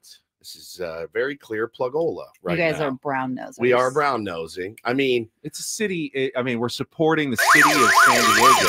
Yeah. And it's amazing golf property on the cliffs of La Jolla. Yeah, beautiful. Tough to get on. It is tough to get on. It's at very Torrey Pines. difficult to get Sometimes on. it's like you got to know Don't somebody. do Yeah, this. Paulie, sometimes, they say in life, it's not what you know, it's who you know. Ooh. Now, where I live and where you live and where you live, it's unfortunate. We can't get a city car. I used to have one back in the day. It was amazing. You have to stop. You It's guys tough have for to us. stop. It's tough. Just haven't been able to get onto my beloved Torrey Pines or Coronado. Yeah, or I mean, Balboa. look, when my dad comes in town, he always asks me, hey, any chance we play Torrey Pines? I say, I mean, we can, but you got to, I tell him how much it costs. He goes, oh, never mind. We can just play Encinitas Ranch again. And I said, okay, sorry, Dad. I'm sorry to let you down. I know how much you love golf. Yeah, Encinitas Ranch is such a dump. No, it's great. Oh, it's great. It's great. That said, It didn't host a U.S. Open. it didn't though. host a U.S. Open. Two of them, Two of actually. them, and the Genesis recently. Every single year, the I mean, Farmers Insurance Open. It's just a great place. It's a Why, great place. Torrey Pines. Simply the best. Simply the best. Y'all done? Yeah, I think we're done. Okay. Hello, golfers. Hello, guys. Hello, Hi, golfers. guys in the pro shop. Yeah. We love you so much. We do. We love you so much. We appreciate you Let me- listening this morning. Let me ask you a question. And they need to turn the radio down for this one. I'm going to ask you a question. Yeah. So if you're listening in Torrey Pines, don't listen right now. Has there ever been any thought for you, Benjamin, who's lived in North County your entire life, just finding a way to get, to game the system a little bit? Maybe have a. Can't do it. Is it impossible? I have on occasion wished I was a more unethical person Okay. who might try to go around the system, but Right. I do not live within the city limits of San Diego, and thus am not authorized. Now, have you ever thought about making your I've heard strategies like get your water bill somewhere Sent else to or, somewhere do else. something. I've heard that they have really cracked. I down have on that. to. They're pretty serious about making sure you're. Maybe It's it really used to for be a little city bit people. easier, but yeah. Somebody asked, who's that lady's voice on air? AI. That's my lady. Hannah Nancarowood's my wife. She's in here chilling with us It's just today. AI. Yeah. All right. So you have thought about it. I have but thought about it. Well, I thought about wishing that I was a worse person who would do something like that, but I never would. Paulie, can you imagine him if he did it? The first time he walked in, how I'd be much so he'd nervous be and shaking. I racked with guilt. Because you never even had a fake ID, right? No, never once. once. You waited until you were 21 years old before you set foot in an establishment. Correct. It was nerve-wracking when you had the fake and you walk up. Oh, you're like, I I'm got dead. so many taken. I'm from dead. me. I'm dead. I'm dead. I'm dead. I'm dead. I'm dead. At You know what? Petco Park, That goes, At on your, Petco Park. that Yeah. goes on your permanent record. Yeah, if they, permanent if record. They catch you with a fake ID. Actually, it Really? doesn't. They just kick you out. I don't want to No, have it a is on my permanent record. I I don't- had to have it expunged. Oh my God. I My wife know. got thrown in Petco Park jail. It's true. Yeah. It's true. We've done a lot of time in our house. Do they actually have like the judge that does? I know some I think like Yankee Stadium, or they actually have a judge. who will Aaron make- Judge comes in after the game and just you're free to go. It's a $250 fine. Give him a gavel. Yeah, like, bam. He said, guys, I just finished the game. I Time have to do served. this. $250 like an fine. episode of Night Court. Yeah, right. As of 2009, they did not have a judge. Oh. Even I never got thrown in Petco Park jail. I I was really- bringing my fake ID out. And I believe. All right. Well, that's what I want to open the phone lines for. I want to hear from anybody who's been thrown in Petco Park jail. Yeah. What did you do They got you thrown in Petco Park jail for the rest of the game. Like if you're going to get thrown in a jail, get thrown in a ballpark jail. That's my advice to you. They're going to let you go at the end. On television at least so you can keep watching it? No, they don't even let you keep watching the game while you're there. No, there are real cells. They didn't close my cell door when I was in there, and they let me have my cell phone so I could text my your dad. friends. A literal cell phone. Yes, a cell phone. They just call it a phone. And then they walked us to the trolley station at the end of the game. Oh, man. Escorted out. Yes. Yeah, but the punishment is not being able to watch the games. There is no, well, at least in 2009, there was no TV in the cell. Yeah, you weren't missing much in 2009, really, right? No Cardiff cracked nachos. No, yeah, that was well before that. Oh, yeah, all right. And the Bud Light line was not worth it. That's true. All right, let's talk a little baseball from other cities yesterday on opening day. How did the rest of the NL West fare? We will get to that after a quick check of traffic on 97.3 The Fan. From the 855 Get Ross Traffic Center, protecting San Diego after accidents or injury, here's Kelly Danick. Traffic is brought to you by MTS. Take the trolley to the game, running every 15 minutes or better. Got an overturned crash the coastline south on 5 for Del Mar Heights Road. It's got the slow lane block and a stalled vehicle partially in lanes in westbound 8 just before the 163. Don't let traffic drag your day down, whether headed to the office or game day. Go the easy way with MTS. Trolleys run every 15 minutes or better throughout the day. Learn more and plan your trolley trip at sdmts.com. That's sdmts.com.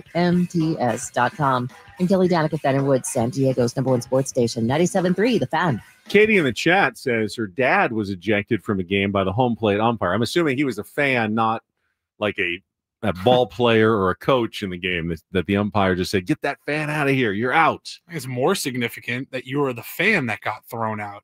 Players get thrown out all the time. Right. Yeah. If you're a fan and you're like, I got tossed from an MLB game. You got to be pretty outrageous. You must have been giving it to him. Now, I saw this yesterday. Philip brings it up. There was definitely some security. The guy who threw back the Ozzie Albies home run. Yeah.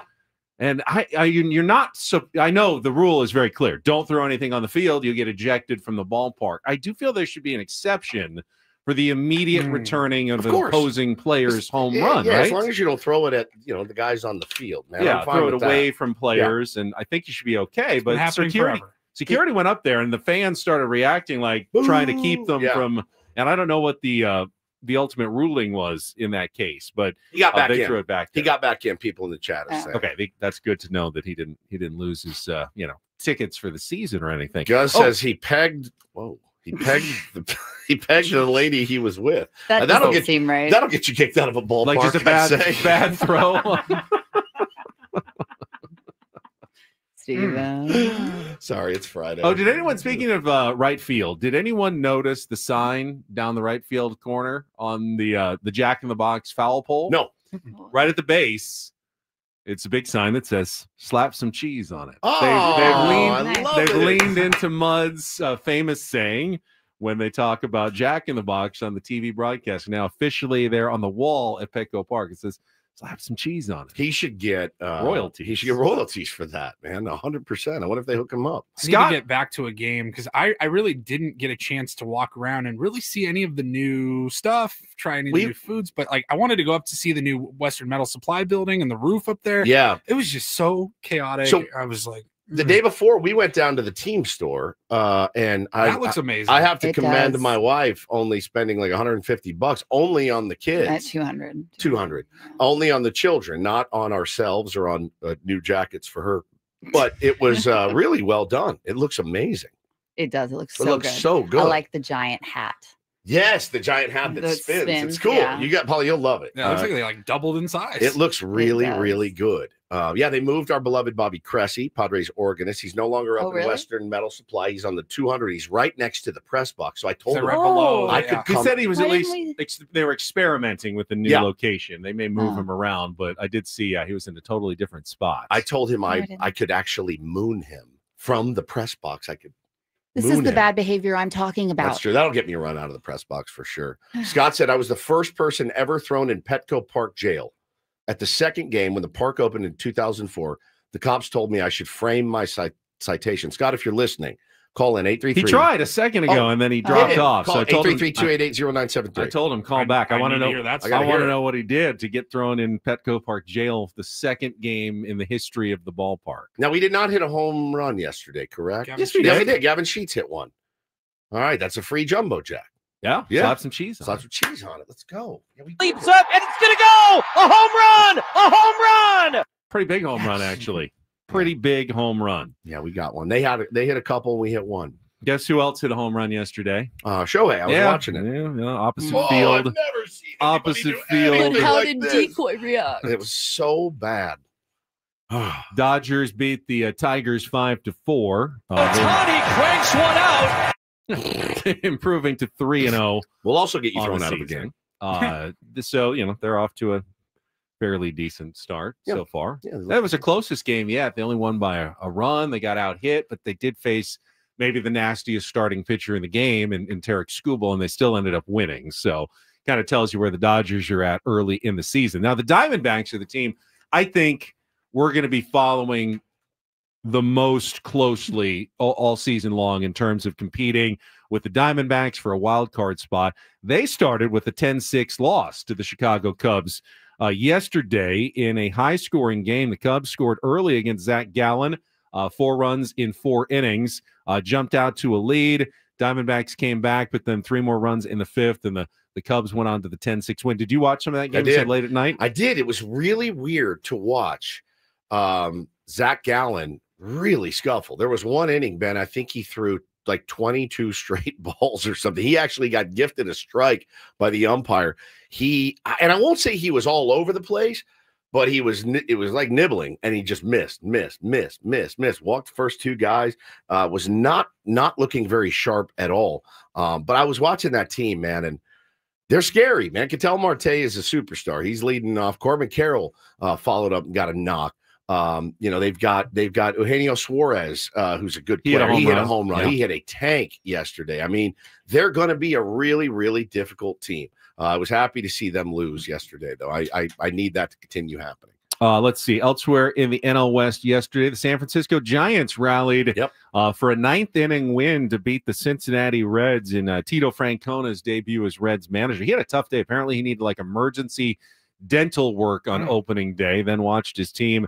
Hunter Green looked really solid on the mound, but they could not hold the lead late. A 4-run top of the 9th inning as the Giants got a Wilmer Flores 3-run home run to beat the Cincinnati Reds on opening day 6-4. A lot of parlays were absolutely torched. Mine being one of them, betting against the Chicago White Sox and the Miami Marlins feels like an easy 2 wins in a parlay. They both won yesterday. Will Venable got a beer shower, a water shower after he's 1-0 as Chicago White Sox manager. Benny, they are on the road to 51, right? I think that was the number you said yesterday. 51 wins. And a half. 51 and a half. Yeah. So they got only 50 or 53 more. and a half. I thought it was 51. You might be able to get a low number if you want, but so they started 1-0, just torched my parlays because I just figured that's easy money right there. Those guys aren't going to win very much.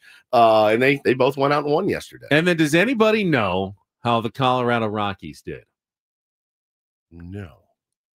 There's a reason for that. They didn't play. They didn't play. I mean, baseball cares so little about the Rockies. They didn't even schedule them for opening day. Who else didn't play? They're playing at the Tampa Bay Rays today because that's a 3-game series because it's interleague. They did not schedule them for Thursday. It's a Friday, Saturday, Sunday series. So I knew I was missing something. They will debut today. Oh, wow. At the only team that didn't play? Steinbrenner Field. Well, the Rays didn't play either. Rays and Rockies. Well, yeah. I think those were the only teams that didn't play, which is weird yesterday. Yeah, pretty sure that was it.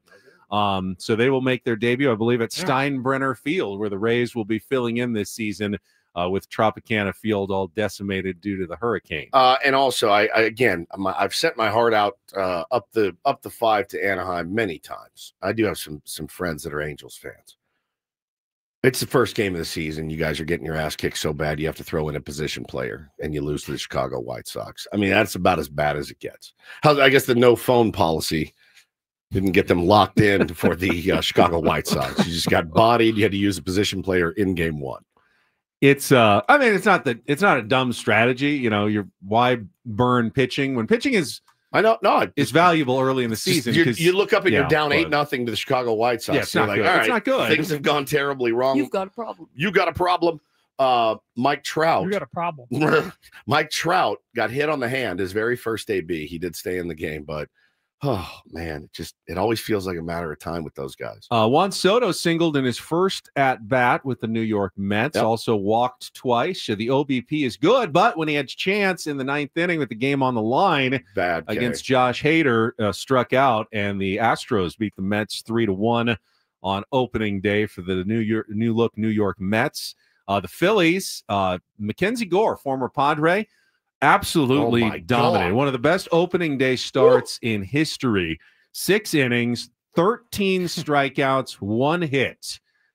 And yet the Nationals didn't win that game. The Phillies rallied with home runs from Bryce Harper and Kyle Schwarber and went on to beat the Washington Nationals 7-3. So ultimately they waste a huge performance by Mackenzie Gore in game 1. Benny, on what planet does a team strike out 19 times in a game and win that game? Phillies baseball, baby. I mean, holy smokes. They asked Bryce Harper about it after the game. He goes, yeah, man, that can't happen. We cannot strike out 19 times in a game.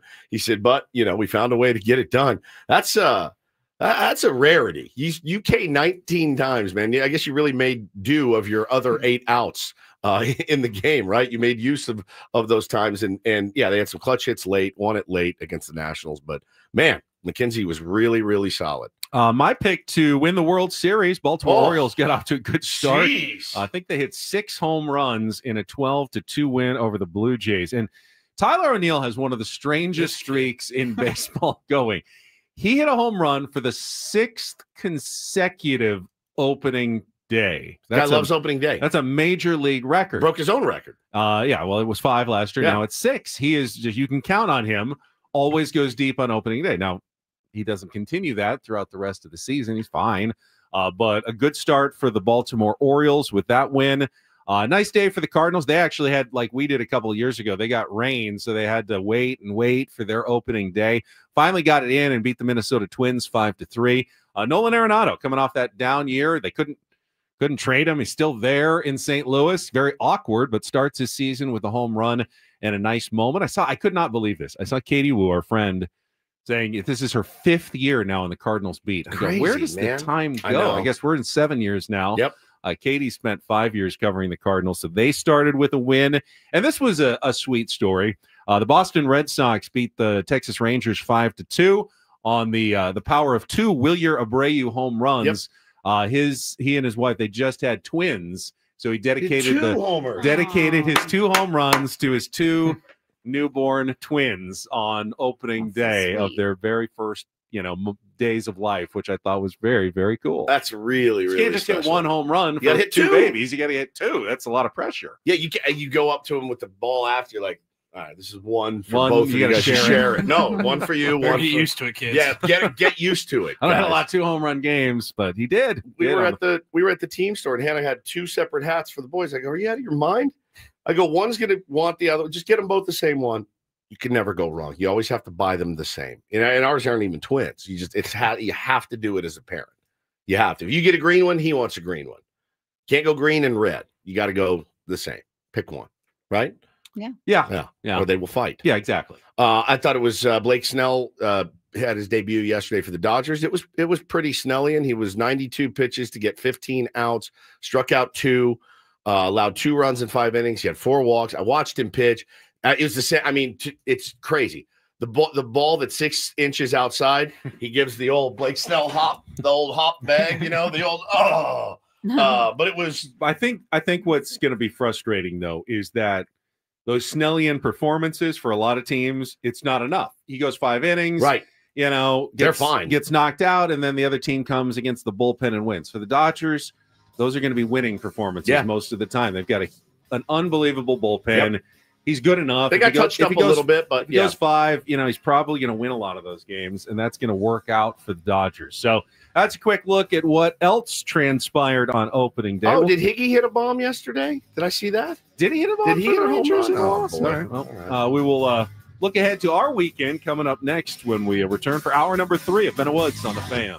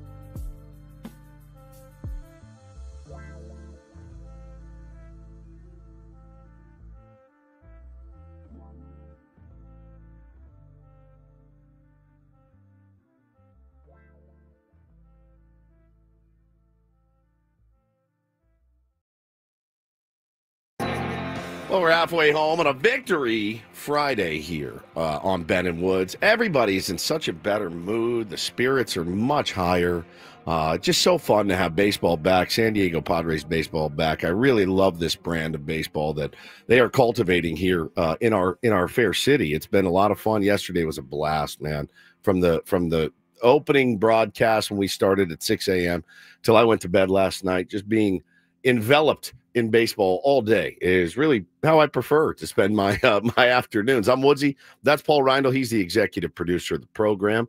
Ben Higgins, your friendly neighborhood sports anchor, joins us as well, and also joined by my beloved wife, Hannah, who is in here. Somebody asked in the chat, did you get so drunk last night that your wife had to drive you to work? I said, no, I didn't even get that drunk. I had a few drinks. Yeah. No, I mean, who passed out in the middle of the afternoon and slept for like 7 hours straight? It wasn't me. I stayed up watching baseball. Eating burgers. Delicious. What do you have on tap now this weekend after your big week and you didn't have the kids and now assume you're going to go home and, be very quiet and not do anything fun this weekend? Well, so the babies will be back here go pick them up. A couple hours. We got to pick them up after this. It'd be so great to see them. We'll have them tonight. We will then ditch them again for tomorrow night. We are driving to Los Angeles to go to a concert that I'm really excited about. I know my wife is very excited about as well. Remember the movie Garden State? Yeah, Garden State. Garden State. Zach Braff. Paulie, did you ever watch Garden State? Yeah. Okay. So that movie came out. It was a sensation. Everybody loved it, and it happens to be Hannah's favorite movie of all time. We agree on about 4 things culturally: bands and movies. That's one of them. I also enjoyed it very much, and I loved the soundtrack. The soundtrack is phenomenal, and it was a world beater. I mean, it was just so great. So a few months back, I'm looking at Rolling Stone or something. They said, "Oh, Zach Braff's going to do a benefit, and he's going to do a Garden State benefit, and he's going to have all the bands that were on there come play the songs from the soundtrack." And I knew Hannah loved it, so I told her, and she diligently worked her tail off for months to try to find tickets, and we finally did. So we're driving up to L.A. Tomorrow after the broadcast. We have a broadcast tomorrow. Ben will give you the liner on that in a minute. And as soon as we're done, we're heading up to Los Angeles. We're going to go to that show. It's at the Greek Theater, which is always a fun time. The Greek. Love the Greek. It's nice. And so we'll go and see the Shins and 07 and Remy Zero and all these bands that we love. And I can't wait. Going to be so much fun. And then we will get up super early. We'll drive back from L.A., then I will load up the car and drive out to Valley Center for a baseball game at 1 p.m. With Paulie in the Tier 1. So it's going to be a really busy weekend. No rest for the wicked. Apparently not. No. You're going to get some Padres baseball viewing in a little bit. Believe it. Hopefully. Yeah. Absolutely. Okay, I mean, the Tier 1 games, we have the game on in the dugout at all times, pretty much. I'm not Ron Washington. I allow my guys to actually, because we're watching baseball and talking about baseball. But yeah, I don't know how I'm going to watch the game at the concert, but I'll probably have it on my phone. If I know you, you will find a way. Yeah, I'll find a way. What time's the concert? I don't know, like games at 5:40. Games at 5:40. All right, yeah, we'll see. We'll see a good piece of it then. Since you mentioned it, we will be out again tomorrow in the East Village area by the ballpark for a special day of shows with 97.3 The Fan on Saturday. The East Village Block Party will be broadcasting live at Tom's Watch Bar on 8th and J, just outside Gallagher Square, starting at 10 a.m. It'll be us and then Braden and the Gwen and Chris show all the way until 3:15, and Sammy's pregame show tomorrow. You can check out all the baseball action while enjoying Blue Moon and Coors Light, along with delicious food like Tom's famous prime rib dip sandwich. That's tomorrow at Tom's Watch Bar, 8th and J Street. Brought to you by Blue Moon Brewing Company, Golden, Colorado. Celebrate responsibly. We got AJ Preller joining us on a Friday coming up at the bottom of the hour as he enjoys at least day 1 of his 162-game season for the San Diego Padres. Morning, guys. One thing, and I've got a few things I want to talk to AJ about. One thing we didn't bring up, and I didn't think I was actually happy, and I don't know if your feeds were different than mine. Fernando Tatis Jr. hit a ball 112 miles an hour, 20-degree launch angle that did not get over the fairly short wall in left field. Couldn't believe it. And ended up with a single as he was not running hard out of the box on that play. I don't know that it would have been a double anyway. Bro, okay, so that hard. Okay, so here's my hot take on that. had he been hustling out of the box, he would have definitely tried to stretch it into a double because, well, he hit it over the guy's head. Likely, I think he would have been out. He hit that so hard. Yeah. I don't know that anyone could have gotten to second base. So in that case, a little Cadillacing out of the box may have saved him from an embarrassing out at second base. I mean, I thought that ball, as soon as he hit it, I was like, oh, yeah, there that goes. He still ended up at third with one out after stealing, third base. So it wasn't, they didn't get him in, I don't think, in that situation. But I'm not going to overreact to stuff like that. No, right not all season. No, I mean, it's not with him. He did keep doing what you're doing, King. Quick correction. Tomorrow's game is 4:15, I think. Oh, good. It's on Fox. It's a national game, so it's not the standard Petco Park 540 correct all right, Saturday now, special. So no misinformation on this radio show. So question. Can I watch the game in LA? Yeah, on Fox. What if the hotel doesn't have Fox? They probably will. They almost every hotel certainly. will have I've never Fox, been, NBC. I think, in a hotel in my life that didn't have the local affiliate. All right. Yeah. So you will be able to watch that game. Okay, who's calling it? That's a good question. Old puker boy. That I don't know. I do not know. I mean, West Coast Fox is certainly a possibility that it's that guy, but I don't know for sure who they're sending down. Cranks one out. He's standing on a phone book. Because his team plays too, so I don't know if they want to take him away on opening weekend or how they do that. But yeah, you should be able to watch that game fairly easily wherever you are. Okay. On the national telecast. All right, well, I'll be ready. So awful announcing, fun inside sports media website. They used to put out weekly announcing schedules for all sports. Their most recent one was the Super Bowl Sunday broadcast primer and announcing schedule. So I think they've gone in a different direction with their announcing schedules. They did have a nice little piece on Don Orsillo yesterday. They did. I saw that. That was great. Just Donnie getting all kinds of love, as he deserves. As he should. I was listening as he walked, and I think I walked around the ballpark like 7 times yesterday from various parking areas and to different live shots and remotes that I had to get to. And they're always playing the highlights as you're walking around. Usually Don's call, occasionally some Jesse calls. And something that Don does really well, and you just heard it there again, he has an ability to really scream at you without sounding like he's screaming. He keeps his voice. It's like from the diaphragm. But it's a scream. Yeah. It's a yell. It's a scream. But he doesn't lose the integrity of the call while he's doing it. It's actually really hard to do. Unbelievable! He pulls it off really, really well. There's something going on in the chat right now. My wife saw one of our tier 1's penis yesterday at the event. Whoa. Real non sequitur from what we were talking about. Just jumping to a different topic entirely. You just ambushed everybody in the audience, and we got a large audience. Just you ambushed them with that. I'm just going to use the clinical term for it. I accidentally walked in on Benji yesterday going to that. Not me. No. You accidentally. I did, and then I had just had a shot, so I kind of lingered also for a second to apologize. And he didn't seem as surprised as someone who unintentionally left it unlocked. Yeah, so they're going back and forth in chat. Sorry about that, Hannah. I thought the door was locked. No, it was not, actually. And you're trying to like, wait, what the hell is going on? Yeah. What is that? What are you doing? How scale of 1 to 10? He seemed great. Oh, all right. So that's an interesting. Sorry, Benji, but I don't think you are. Well, it's not your fault. You did nothing wrong at all. It's the onus is on the person in the bathroom to make sure the door is locked. It's not called an onus. It's a penis. I just said it. It's an onus. The onus is always on the person inside the bathroom. It is absolutely fair game. You don't have to knock every time. You reach. And it wasn't fair. When you reach for the door handle and it opens, you, I think, should feel comfortable that the bathroom is empty and you are authorized to enter it. If you always had to check every time, like, wait, knock, is anyone there? Can they hear me? knock a little louder. Hey, I just want to make sure no one's in there. You can't do that every time you go to a restaurant. Well, it no, either it is had locked one or of it's those not things locked. that says vacant or occupied, Right. right? It turns red or green. Yeah. He says he tried and he gave up. Like, that's not something you really give up on. He's in the chat. He goes, my bad.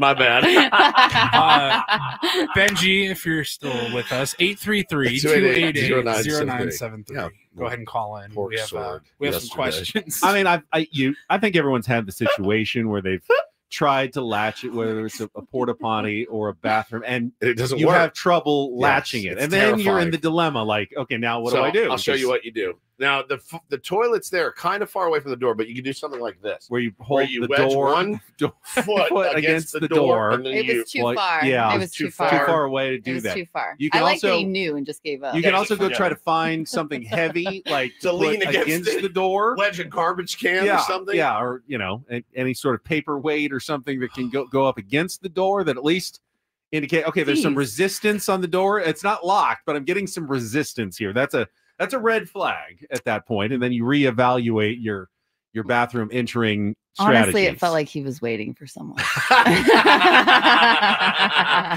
Remember the time we went to dinner with our couple friend, Jenny and Travis, and we went to Rare Society, and I went back to use the restroom, and I opened the door that was unlocked, and a woman was sitting that poor gal, and she was wearing top was down. She was wearing a onesie, and the whole top like a was jumper. Down. She was nude. Yeah. Romper. Breasts Had to go were all the way hanging down. romper. Yeah, They were hanging out, and I go, "Oh my god!" And she goes, Totally "Oh my naked. god!" I go, "I'm so sorry." And She thought you were creepy, but No. she was in the men's room. It was like a Unisex. It was unisex. unisex. Bisexual.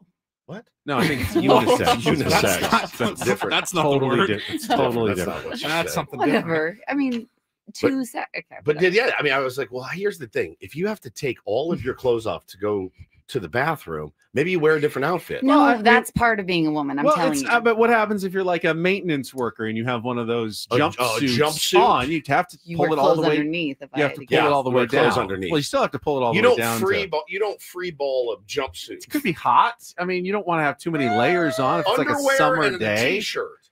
All right. Well, you still have to take that top part all the way down. I mean, it wasn't the worst night of my life. I'll tell you that right now. It wasn't the worst thing I could have seen walking into the bathroom. No offense, babe. It was, No, and Benji, you were fine too. Was he? He's fine. I don't like How did he sounds. represent himself? He Pretty good. I just can't get over how unsurprised he was. Hot beef. So good. So Jay the Jail wants to know, how does the fryer use the bathroom? I have no Fryer came by earthly idea. Came by the our remote yesterday at Maha Rick's He with was the a cake. sweetheart. Yeah. And then and I don't know, I'm not supposed to say it, so I won't say his name. But His name's Fryer. I work with the fryer at Channel 10 as well, at least one of the fryers. Really? I Are there mean, multiple? I don't want to Yeah. I think there are more than one person. This whole time, I thought we had a thing. Who Every gets- time I saw him, I thought, Oh, we you know know each other. Well, you just don't know because they don't speak when they're inside. Wow. this There's a whole rule time. in radio every December. You don't talk about something that kids believe in Correct. around the holiday season. Correct. I think this is kind of the same Is that- thing. do you have to- don't is- talk about baseball mascots like That Yeah. they're not like real He's people. the Fryer, He's Oh. the fryer. you monster. Benji. Don't kids understand though that they're Kids are crying right now. that they're learning fine, that fine. It's there's just the fryer. multiple There's just one fryers. fryer. One fryer. He was born from Mr. and Mrs. He Fryer. looks that way. That's He's just real. how he came into the world. He with came the- into the world. Yes. like that.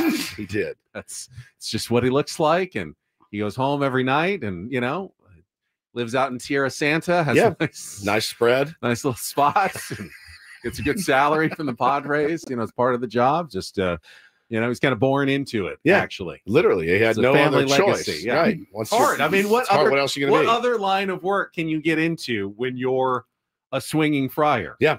So I mean, you can go to a monastery, I guess. Monks would have to take you at some point. That's but- true. But otherwise, with the giant oversized head and the big oversized body, you're really limited to the field of mascotting. What and is this? and really just the one team is appropriate because like if the the Florida Marlins needed a mascot, you applied, and they go, you don't look like a Marlin. You don't really fit our needs. I mean, we appreciate your resume looks good. Have you tried the Padres? Yeah, I did. It's not working. But it's not really what we're looking for. I'm sorry. I think a mascot swap would be pretty funny, actually. Just switch them up, see if people notice. Oh, man. All right. Well, that was a hole that we dug there on Ben and Woods. We need a contestant for Take on Woods. Yeah, we do. Coming up in our next segment. Before we do anything else, let's open the phone lines. 833-288-0973. Chance to qualify. I think last time this month for our trip to Las Vegas, the Alanis Morissette tickets, the $100 gas card, our musical trivia contest. UV Woods coming up next. 833-288-0973. Got to get my picks in for Underdog today. Very excited. Baseball's back. Take a swing at making picks on all your favorite players with Underdog. You know how daily fantasy works. Just choose higher or lower on your favorite player stats, strikeouts, home runs, hits, and more. Or you can, the fun thing is, you can not like a guy and think he's not going to get any hits, and you can just take lower. That's also very fun to do as well. You can play with as little as $1. If you get everything right, you can win up to 1,000 times your money. So download the Underdog app today. Sign up using the promo code WOODS to unlock a special offer of up to $1,000 in bonus cash when you make your first deposit. Join in on the fun when you sign up with promo code WOODS. Claim your special offer today. Get up to $1,000 in bonus cash instantly upon first deposit. You must be 18 and over, 19 and over in Alabama, Nebraska, 19 and over in Colorado for some games, 21 and over in Massachusetts and Arizona, and present in a state where Underdog Fantasy operates. Terms apply. Void in Colorado. Concerned with your play, call 1-800-GAMBLER or visit ncpgambling.org. In Arizona, call 1-800-NEXT-STEP or text NEXT STEP to 53342. In New York, call the 24/7 HOPE line at 877-8-HOPE-NY or text HOPE-NY to 467-369.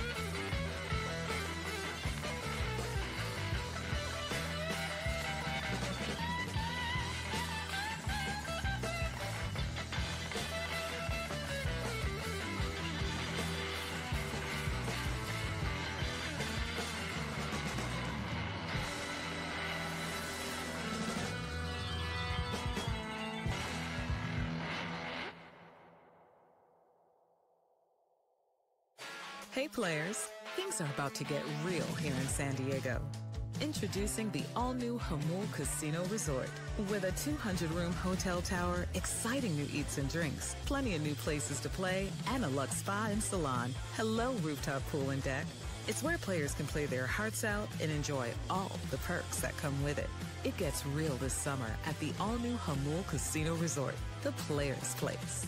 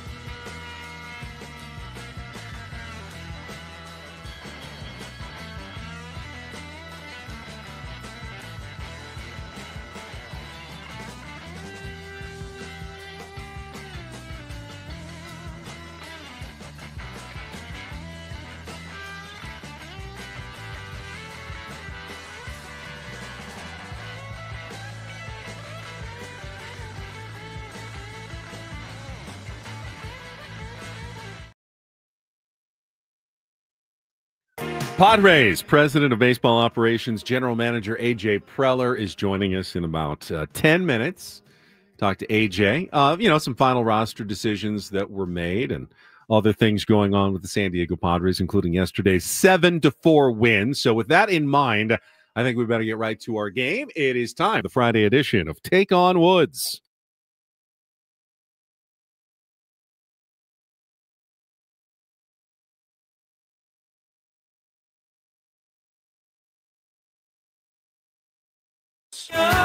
Take on Woods, brought to you by Bay Alarm, security and fire alarms for every business. We got you. So many people calling in today, so I just go randomly. Caller, is this Todd? Yeah. Todd, Hello? you calling in for Take on Woods? Yep. All right, let's do What's this. up, Todd? You are up. It'll be UV Woods. 5 questions of musical trivia. If you beat or tie him, you will qualify for our monthly grand prize drawing here at the end of March. It is 2 tickets to Alanis Morissette at the Coliseum at Caesars Palace, a 2-night stay at the Flamingo Hotel and Casino, and a $100 gas card.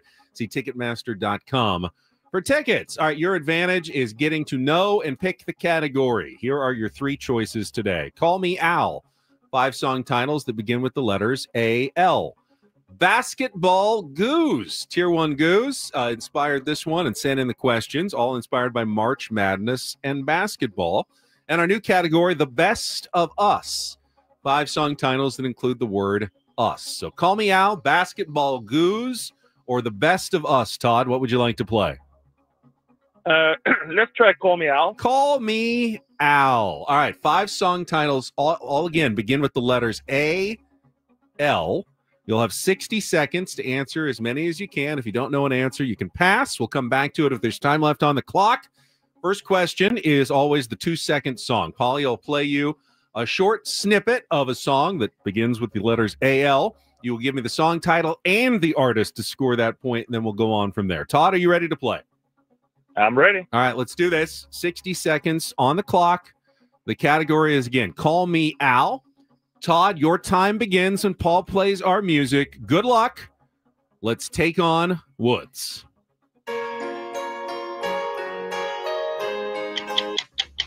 Heart Alone. Correct. The Eagles will sing this victory song in which 1974 hit from their album On the Border. Pass. Guitarist Stone Gossard wrote which 1991 smash hit debut single for Pearl Jam? Pass. Elvis Presley, Willie Nelson, and the Pet Shop Boys all released successful covers of which song that begins with the line, "Maybe I Didn't Love You"? Oh, man. I knew this one. Okay, pass. In a 2005 song, Brad Paisley sings in the first person about what? Hailing from Milwaukee, Lynchburg, and Bordeaux, France. Okay, let's go back to the second question. All right, the Eagles will sing this victory song in which 1974 hit from their album On the Border.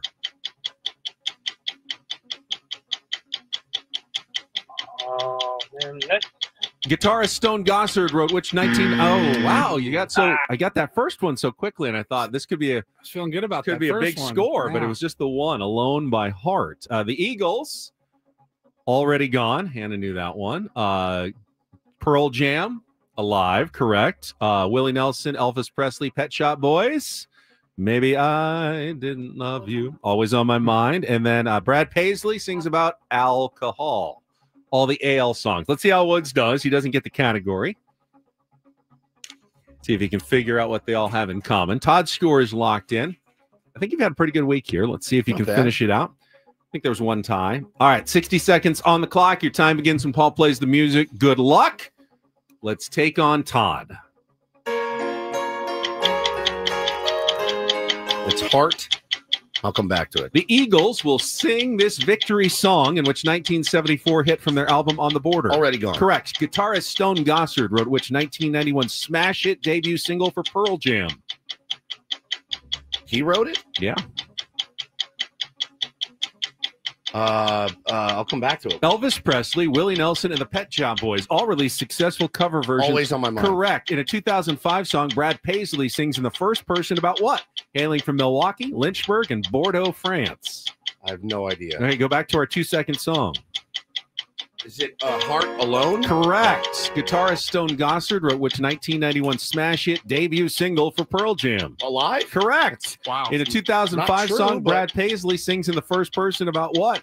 Hailing from Milwaukee, Lynchburg, and Bordeaux, France. Alone and With My Taint. No, it's alcohol. All the songs beginning with the letters AL. I mean, I did my, I did my research. That's what it said in the research of the song a lot.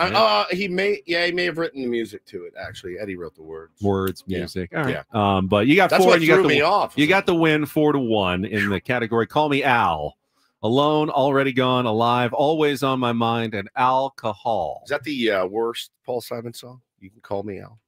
That was not one of the questions, but yeah. If you be my bodyguard, I can be your long You lost. can call me Betty. Betty. I thought it was Betty. And Chevy Chase in the video. Remember that? I would throw stuff at the TV. I hated it so much. I hated it. Oh, terrible.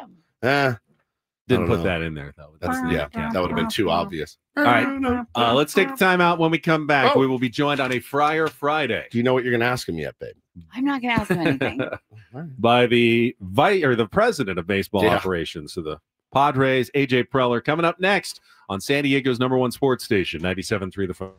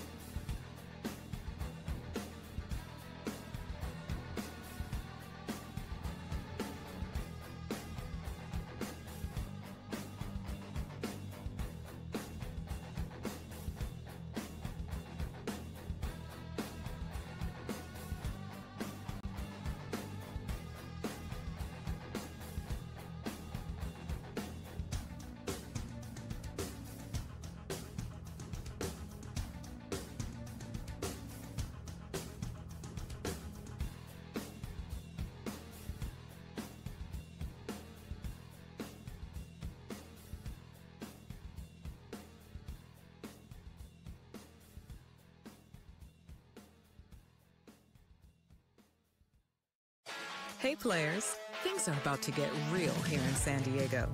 Introducing the all-new Hamul Casino Resort. With a 200-room hotel tower, exciting new eats and drinks, plenty of new places to play, and a luxe spa and salon. Hello, rooftop pool and deck. It's where players can play their hearts out and enjoy all the perks that come with it. It gets real this summer at the all-new Hamul Casino Resort, the players' place.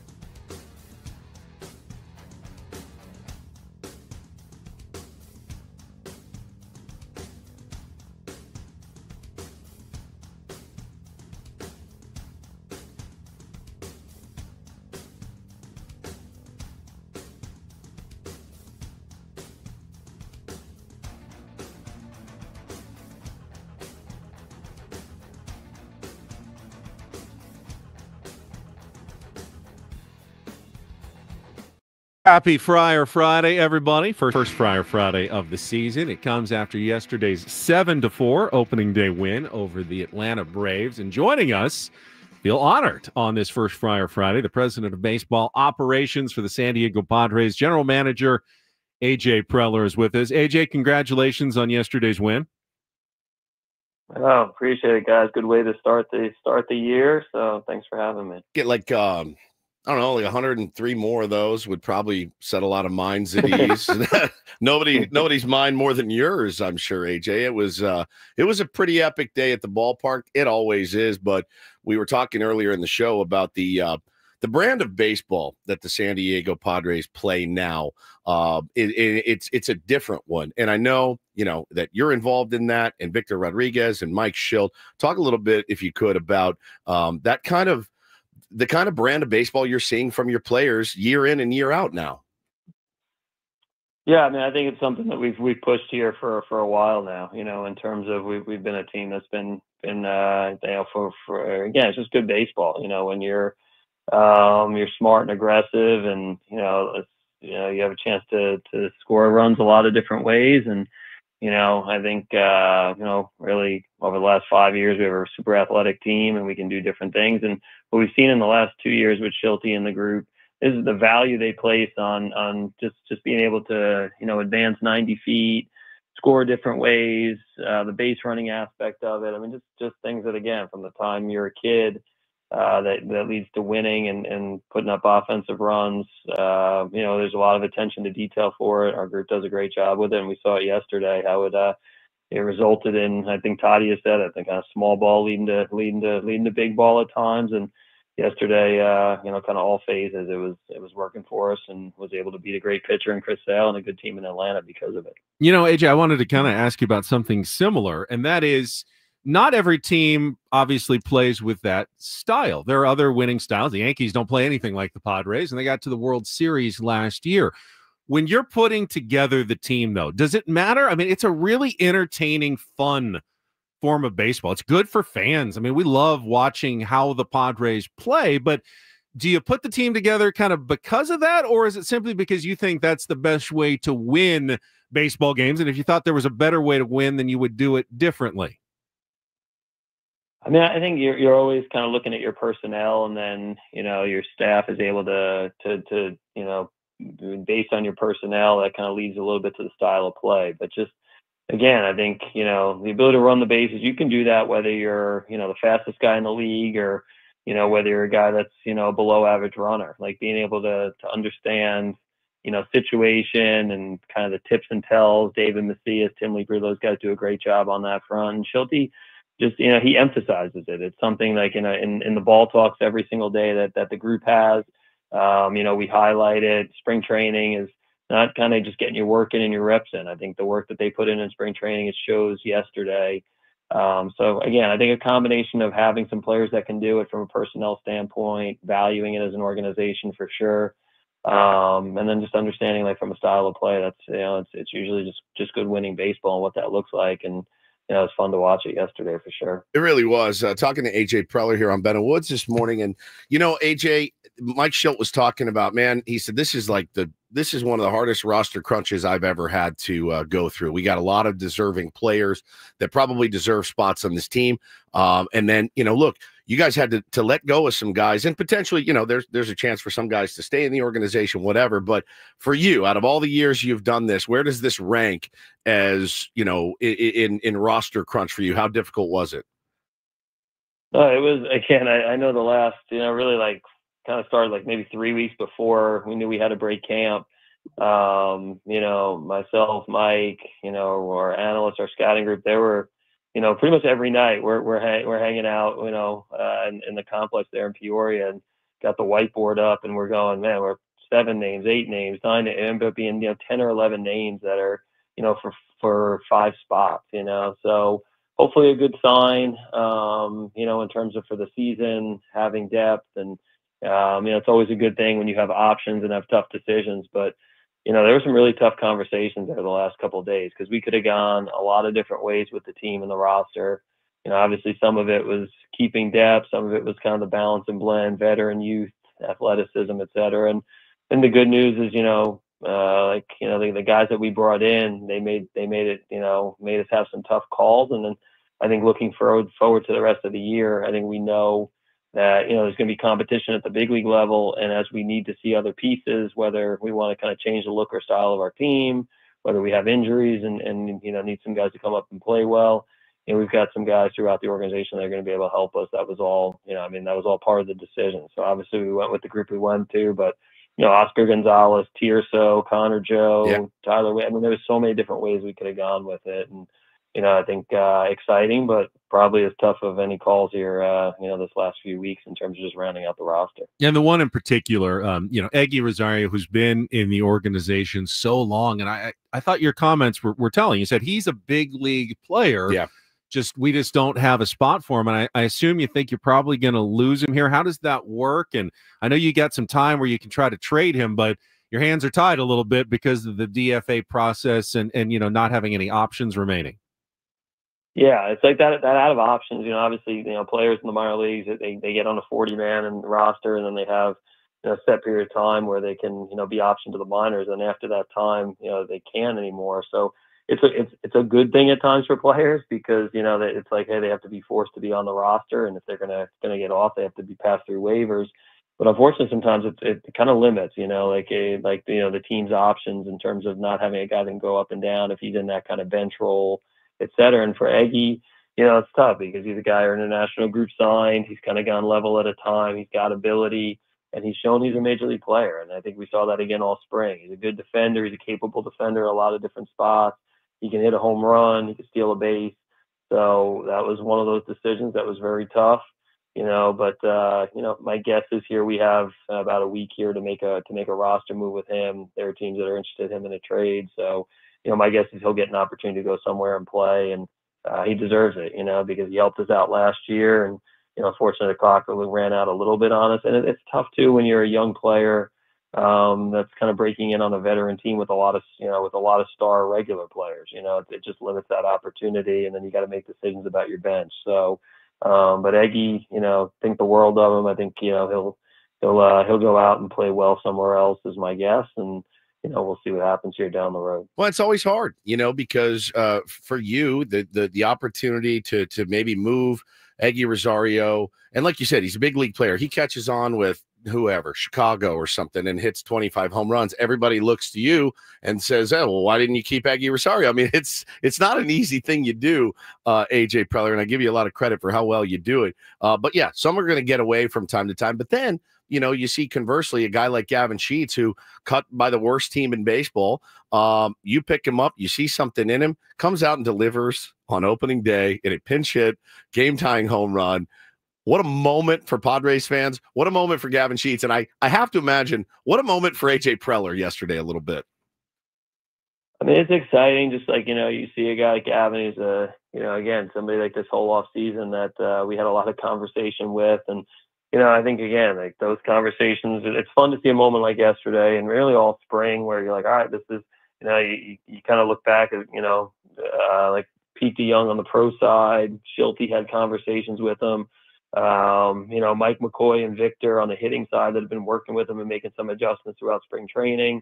It's just like Josh Stein talking to him. I mean, it's a recruiting pitch, but it's also just like, seen a player that, the group feels like can potentially help us. And I mean, one swing of the bat yesterday changed that game and really won us a baseball game. It was a big part of it. So, it's, again, that's all part of the process from the front office and scouting. And then you have a coaching staff that's able to take a guy, make some adjustments, and good start yesterday. It's hard to find left-handed power. Yeah. He's in really good shape. He's a good, his dad played in the big leagues, a good guy. There's some history there from some of our coaches and him. And he came in and helped us. And you're going to need those contributions all year long. And he got off to a great start yesterday, and hopefully he keeps it going. Talking to AJ Preller here on a Friar Friday with Ben and Woods. And AJ, I want to talk about Jackson Merrill. Obviously, he's a burgeoning star. I saw so many Jackson Merrill jerseys around downtown yesterday. But what continues to floor me, he had a game yesterday I think a 15-year veteran would appreciate. The way he brought in runs, did everything that was required of him at the plate, made the plays in the field, probably the best play of the day. As you scout tools, you can measure bat speed and foot speed and all kinds of things when your scouts go out. Makeup is probably a harder thing to scout, but Jackson seems to have is that like the best baseball makeup you've really ever seen from a guy? He's 21 and he continues to floor me with his attitude every time I see him and talk to him. What lab did you guys create him in? Yeah, I mean, Jackson, again, I think, I think I've said this a few times, kind of sneaking in to see him in high school because he was a guy that wasn't quite on the radar for a lot of teams. And, watching from, I don't know, 300 yards away or so, basically the one thing that shined through with Jackson was a good player, but that he was there to win and compete, in terms of win the game with his boys from his high school team, more than anybody that personally I had seen that spring. And I know it kind of sounds maybe like doesn't everybody do that, but just like you're talking about, I mean, it's like it's just a different level of compete, and he's just a winner, and it's hard to quantify that sometimes. But I think yesterday in the lunchroom I saw him and before the game and just said, hey, you prepare for sale, you got a game plan. He said, just try and get a base hit to left field, and you see that at bat in the first inning where he kind of understands game situation and is able to, I mean, Sale's jumping up to 97, 98, crossfire from the left side, and Jackson finds a breaking ball and is able just to serve a base hit up the middle like you'd said a few hours earlier. So it's, again, we've got a lot of good competitors, and Jackson, he's up there with from what really looks to like winning baseball players, he brings it. And, it's fun to see him in that moment. He's been doing that really since he's been in the organization. So it's fun to watch. Well, we were kind of joking yesterday on the broadcast, AJ, that this has been a pretty, you've made a lot of moves, right? You brought in a lot of guys, some familiar faces, some guys like Kyle Hart, really the first I'd heard of Kyle Hart when you picked him up. I always loved that about you. But for you not wheeling and dealing as much as you normally do during spring training, was that by design? was that difficult. We picture in our heads you sitting on your hands going, I want to make it. We got to do something, just because that's what we've been accustomed to seeing from you. Why the, I guess I'll say, outrageously different approach this offseason? I mean, it's, again, like every year is a little bit different. I think part of it too is we have that core nucleus, so it's not like we're trying to fill, which is, all by design. I think something that I sat down and talked with Peter and Ron about over the years, obviously something that Peter believed in, wholeheartedly. And, you get that core nucleus. You shouldn't look out if you have a good group and a winning group and have to make 10, 12 different changes every single year. Hopefully you have a team that you believe in. And, when you have guys like Merrill and Tatis and Manny and Bogart and Cromer and on, it's like, all right, now you're filling in around those guys. And every offseason is a little bit different, the timing of it. I think, people, I think you look back at last offseason, and it was pretty quiet, I think, too, for most of the offseason. And then we were able to do some things when we made the Cease deal at the end of spring. Yep. We made the Arise deal a month in. And then, I think Solano and Peralta, as you got into May and June, and then we were active at the deadline. So it's kind of like every year is a little different. There's been some years where we've been more aggressive in the offseason. This year we were a little bit more aggressive late with some of the end of spring training roster decisions, and then the Pavetta signing right before spring training. And it's always a work in progress, the roster. It's I think we're always looking for opportunity. So again, like we'll kind of get into the year, and the bottom line is that we were trying to put a product that can win a World Series. So there's different types of activity and different levels, different years. This year was, more quiet until we got to spring training. And I feel like it's been active in spring training, more with guys that we had in our camp, and we'll keep looking to improve if we can and go from there. And I know that fans are curious, working with John Seidler, the new control person, if you need to be aggressive against this season, knowing the teams, you're already over the CBT luxury tax level, the second threshold, and you need to, pick up another starter at some point for whatever reason. Are you going to be authorized to have that level of aggression again this year? Yeah, I mean, I think yesterday in the before the season started there in that scrum, personally, I think it's year 11 now. Maybe I've had a lot of different setups, and it's been Mike D, and then Ron Fowler and Peter, and then Peter, and and Eric Katsenda, and and with John in place, I could just tell you, like, everybody I've worked with and for, they want to win, and they understand, like, this is about bringing a championship to San Diego.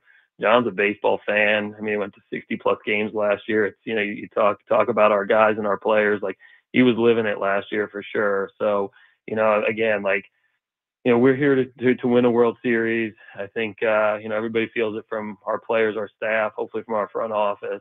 It's all about trying to get to that big stage and doing it year after year. So, I think the commitment is there, and, it's fun to be a part of it from an organization at top to bottom. And you just look at that ballpark yesterday. I think before it started, I said to Eric Grubner, I was like, this place is amazing. Like, honestly, you look at that field and you're like, it's like, it still looks like it's brand new. And then the energy the fans bring, I think everybody's just so excited to have baseball back in San Diego. You can feel it from the fan base. So it energizes us. I think it energizes John. And, again, I think the goal is the same, like, go out and win, and the commitment is there. And we're going to keep doing what we need to do to try to put a team on the field that gets to October every year. Well, AJ, we missed the scrum because Ben was intoxicated downtown. So we were were you. all running around doing shots. It was our 7th anniversary as a show, so we apologize. Thank you for the cake. We got the cake. We you got sent the with cake. Pod Squad and the fryer. Thank you. And my wife is here. She was too afraid to ask you a question, but she did want to say hello. So go ahead, babe. Hi, AJ. Well, it sounds like you guys had a good day. We did. We had a great time. She's here for your real estate needs in Encinitas. That's right. Yeah, big time. Anytime you need group. anything, you let us know. Thank you, man. Sounds good. Appreciate it, guys. Good luck Thanks for tonight, having AJ. me. Thank you, buddy. AJ Preller, president of baseball operations, general manager for the San Diego Padres, will react to that. Come back after a check of traffic here on 97.3 The Fan. From the 855 Get Ross Traffic Center, protecting San Diego after accidents or injury, here's Kelly Danick. Traffic is brought to you by local and veteran-owned Sedano Ford in La Mesa. Looking for adventure? Sedano Ford has the Bronco Badlands for just $275 a month. Built for the beach, the trails, and everywhere in between. But hurry, these offers won't last. For more details, visit SedanoFord.com. I'm Kelly Danik with Ben and Woods, San Diego's #1 sports station, 97.3 The Fan.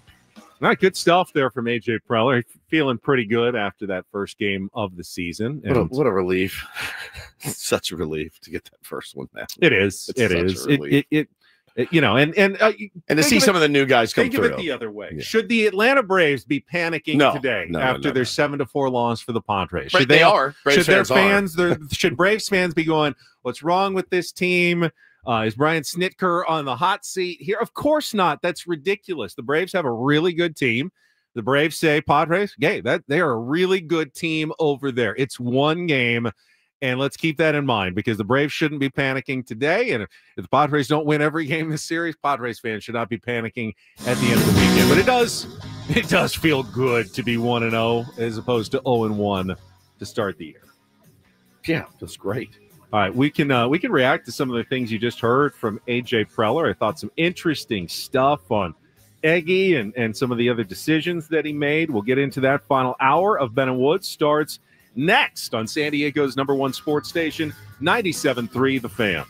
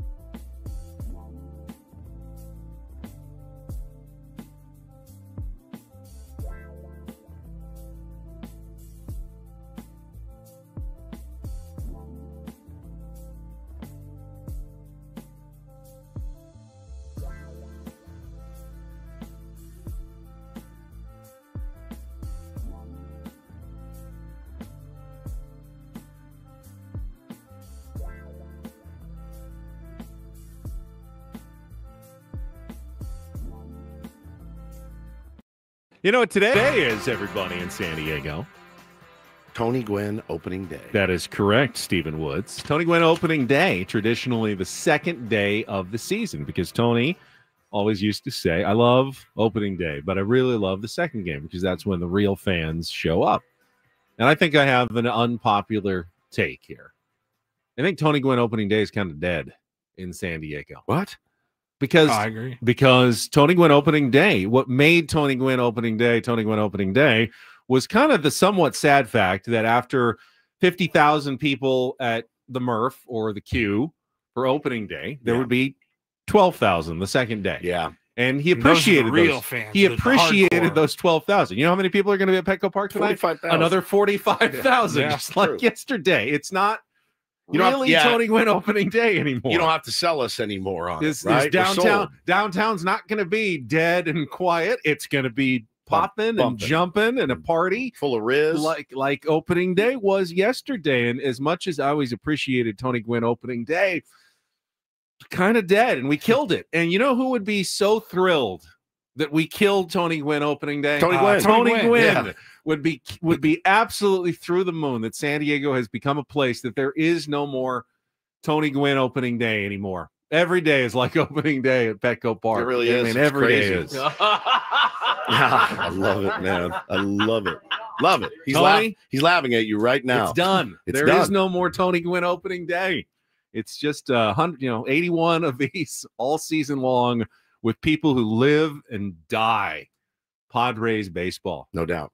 I feel No like doubt. Tony might, if he were still with us, I'd like to think of him scrolling through the opposing team's final score thread every night at the end of the game, enjoying all the memes. Yeah. and tweets. Do they still do that? Do we still do that? I think saw, that- yeah, there was I didn't- 600 and something comments on Padres 7, Braves 4. from Grayson County I missed it yesterday. all. I used to run right to it, and now I just forget.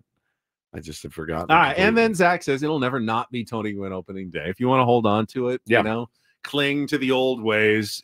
You're absolutely entitled to that opinion, and just my opinion is Tony Gwynn opening day is dead, and that's a good thing that Tony Gwynn would approve of. It's also today is National Weed Appreciation Day, Ben. I know it's a very special. I was day for you. forced Big to bomber class, appreciate big almost in my it head. many times yesterday. Walking Me too. through Me downtown. too. I didn't really have a choice in the matter. I mean, literally, after we finished our show at Baja Rex, I walked over to pick up my credentials. So I had to go around the ballpark, and I ended up just unavoidably trailing someone who, just as they were going, Was it me? Was it it Hannah? was not you, Hannah. It was not you, but it was a cloud. I was in a cloud the entire time. I mean, I really Loose? felt like was a it little, loose cannabis? yeah, it was do you loose think? cannabis, and I really felt like maybe a bit of a contact high going on by the We time came from Colorado here, and We this did. state smells like Colorado now. Correct. 100%. By the time I 100%. got to the credential window to pick up my credential, I was You're high. feeling pretty. I mean, Feel I just pretty good. I Ben just had Huygens. I had just had 2 shots of Jameson, and then spent an entire 3 blocks just inhaling. They say they don't inhale. I was inhaling because you have to breathe, I bet you were. and so I inhaled, and there I was. There, My wife feeling- just said Ben Huygens, by the way. Paulie, don't you call your pen Higgins? Penn Higgins. Pen Higgins. Oh, It's that's so amazing. good. I need a little ganja, aka cannabis, if you could oblige. Paulie. Oh, that was a little low. Try it again. Ganja, aka The cannabis, the champion. champion of our 6th annual tournament of drops. I mean, it's perfect. It's perfect. Yeah. Loose cannabis, maybe. What if loose cannabis wins next back year? to back. That's almost like UConn taking the title 2 years in a Exactly. row. Exactly. You bring back Yes, some of the just same. like that. It's a different team, but you bring back some of the same players, and they gel again, and they repeat for the title man. 1 year later. It's possible that's next year's #1 seed in what it has to be now the cannabis region of the Benefits Tournament of Drops. Paulie's friggin' shirt, dude. The loose cannabis shirt Thank you is again to so, Romy, 'cause Yeah, I thank love you, this Romy. shirt so much. It's so soft too. It is, It's yeah. such a good. Good shirt. I may wear that to the Garden State concert tomorrow night. Before your concerting tomorrow, again, a reminder, we'll be broadcasting live at Tom's Oh, Watch Bar. Keep reminding me because I will forget Yeah, tomorrow. please. Just so this you is, know. This is I've already mostly for forgot twice Woods, today. less for the audience. Woods, we will be broadcasting live starting at 10 a.m. Tom's Watch Bar at 8th and J is part of the East Village Block Party. 10 a.m. to 3:15 p.m. All of our shows live leading up to the 3:15 Sammy Levitt pregame show. 4:15 baseball, Padres and Braves tomorrow. Check out Tom's famous Prime Rim dip sandwich and specials on Blue Moon Brewing Company, Golden, Colorado. Celebrate responsibly.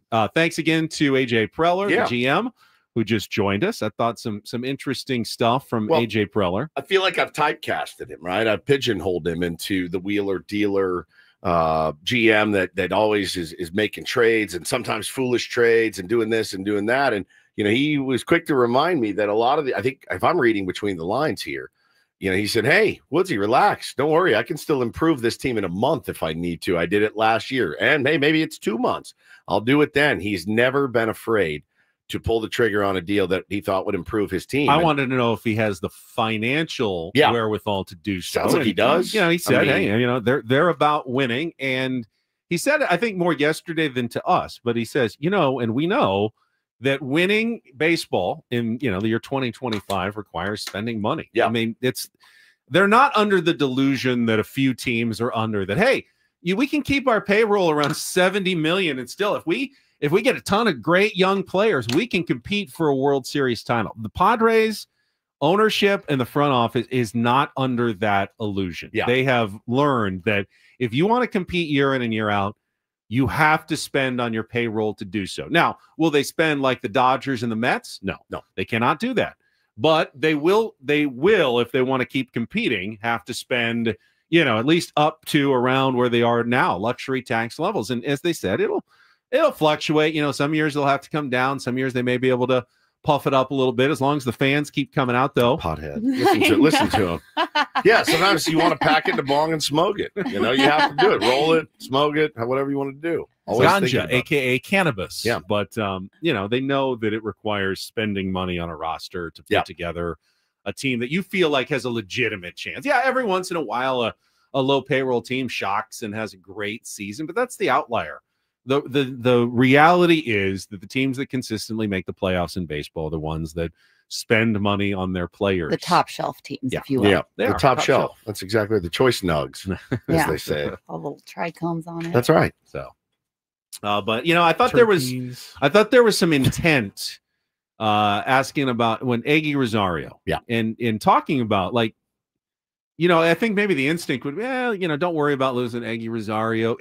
He was building up Eggy. Oh, yeah. As, hey, this is a major league player who's going to have a good career. Do you know why he's doing that?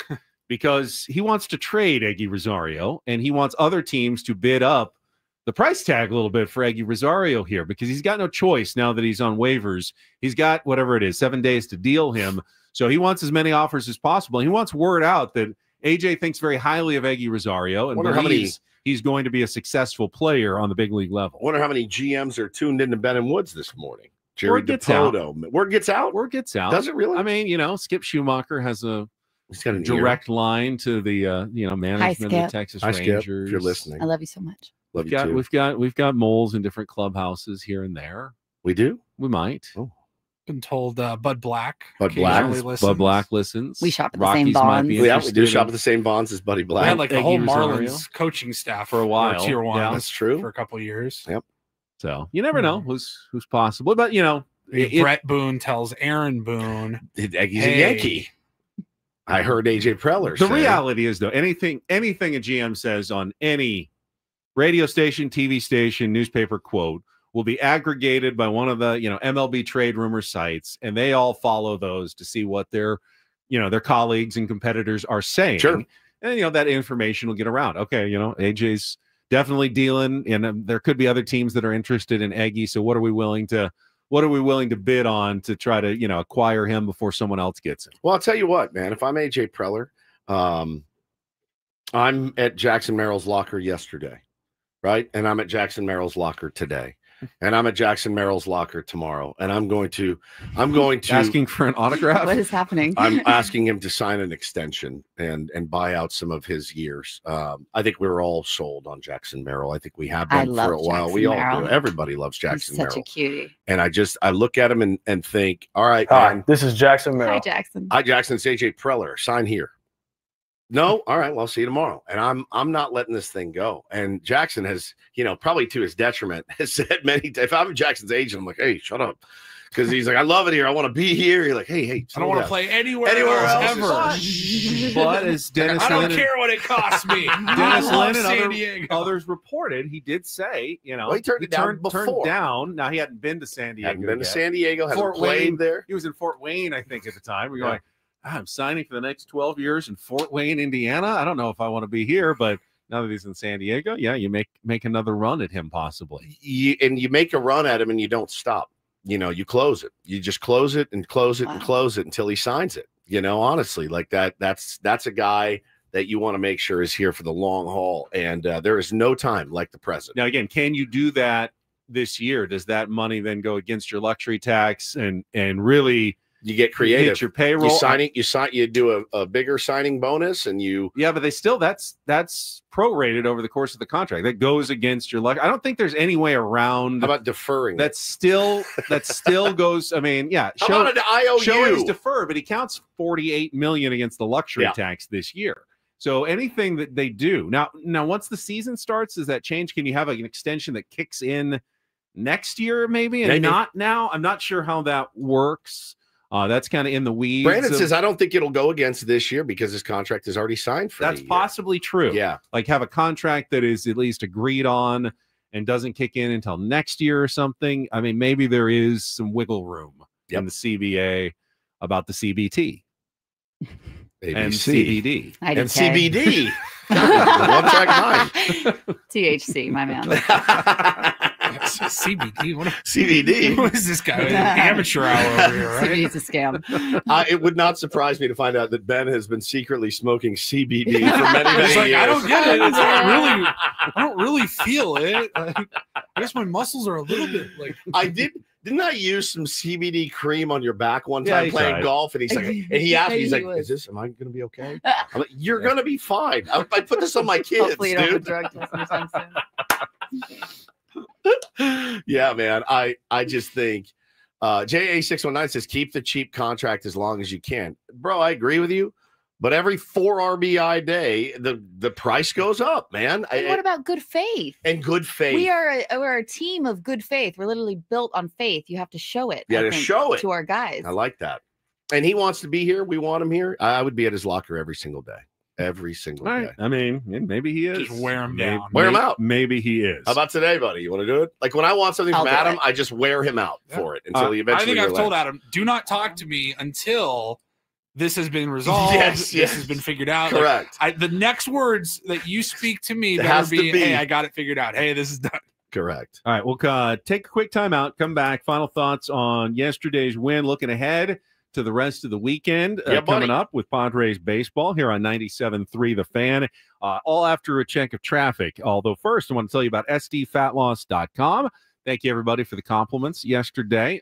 People noticed I lost 40 pounds in 60 days by following the sdfatloss.com proprietary strategies about how to lose weight while eating real food, stuff you're eating at the grocery store like steak and chicken and fish and vegetables. I did it. I lost the weight up to a pound of fat per day. You can as well. So many tier ones out there telling me their success stories in the chat every day. I see I've started the program. I've already lost 15 pounds in a month on sdfatloss.com. They can do it.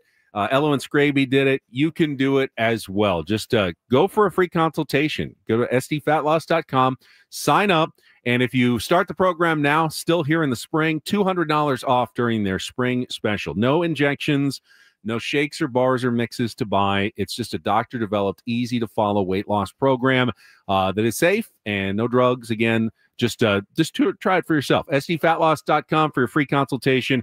sdfatloss.com. Results may vary.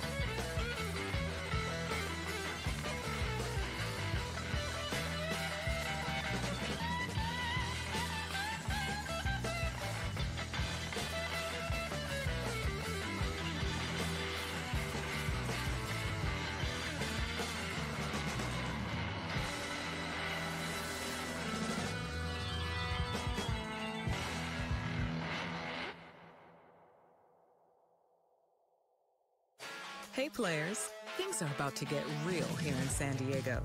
Introducing the all-new Hamul Casino Resort. With a 200-room hotel tower, exciting new eats and drinks, plenty of new places to play, and a luxe spa and salon. Hello, rooftop pool and deck. It's where players can play their hearts out and enjoy all the perks that come with it. It gets real this summer at the all-new Hamul Casino Resort, the players' place.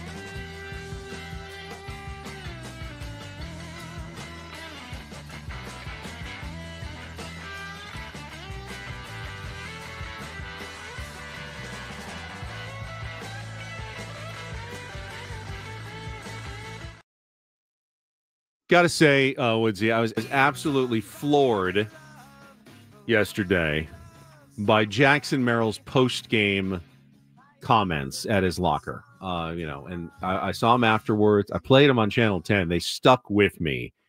Just the confidence and maturity and swagger that this still 21 years old. He'll turn 22 next month, I believe.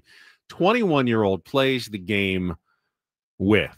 I am constantly amazed. I don't know where he got it. I asked AJ Preller, like, what lab did you create Jackson Merrill in? Those kids who are 21, yeah, they're supposed to rely on some raw tools and hand-eye coordination, and they're just younger and they're fast and they got all kinds of energy. And Jackson has all those things, but he thinks of the game and plays it like a veteran. He's got some Manny Machado in him. Yep. He's got some Bryce Harper in him. I mean, he has all of these attributes that you're looking for in a baseball player. And he was asked by, I think it was Bob Scanlon, how important is it to establish that same culture from last year about coming from behind to win games? You did it 38 times last year. You do it in the first game this year. And see if you can hear what he had to say about that culture. Establish that again here right in the early going. Yeah, I mean, we were down one at the max all day. Like, we were never down that much. So, for us, it felt like we were winning the game even when we were losing.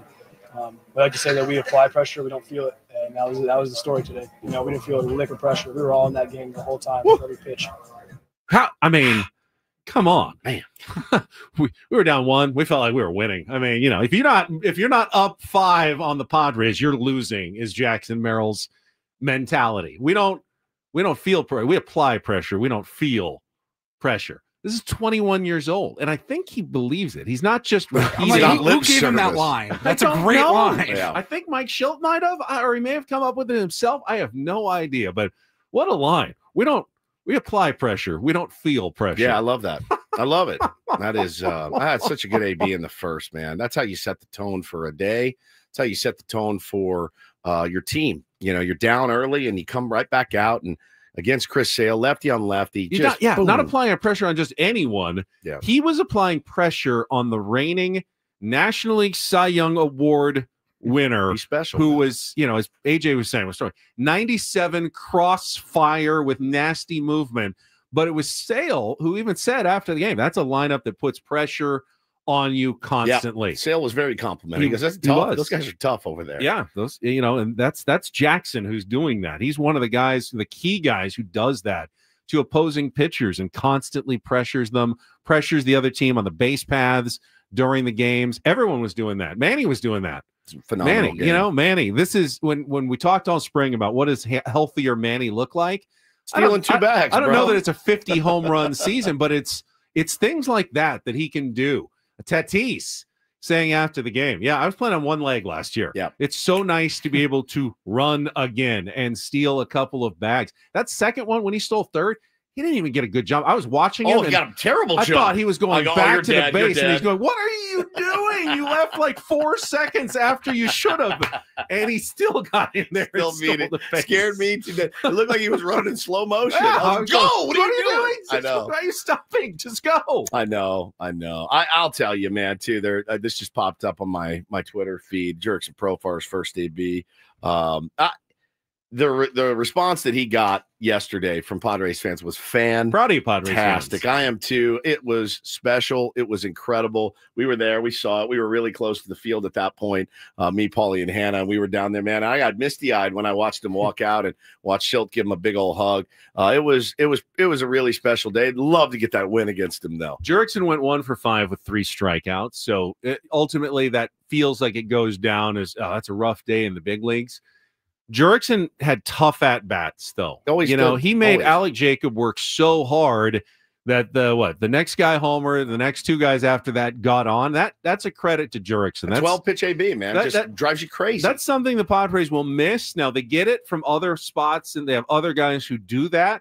But that's what I think the Padres will miss the most from Jurickson Profar. Just those really good, pesky. He's a pesky dude. At bat, he's a really pesky dude. He's very pesky. It's fun when he's on your team. Sucks when he's on other teams. I love that Jackson was wearing a Profar t-shirt yesterday, by the way. Did you see that? He was wearing the Mr. Relevant shirt under his uniform. I thought that was cool, man. These guys are, they're still really, really tight. It was a fun, cool moment yesterday when he ran out. But yeah, all the Padres lined up on the first base line. They were chirping him. It was so good. And I saw Hector Neris was the one chirping the most from the Braves. I don't know who he was chirping, but he had a rough day. His ERA right now, let's see. Look it up at the math. That would be infinity. The old INF ERA.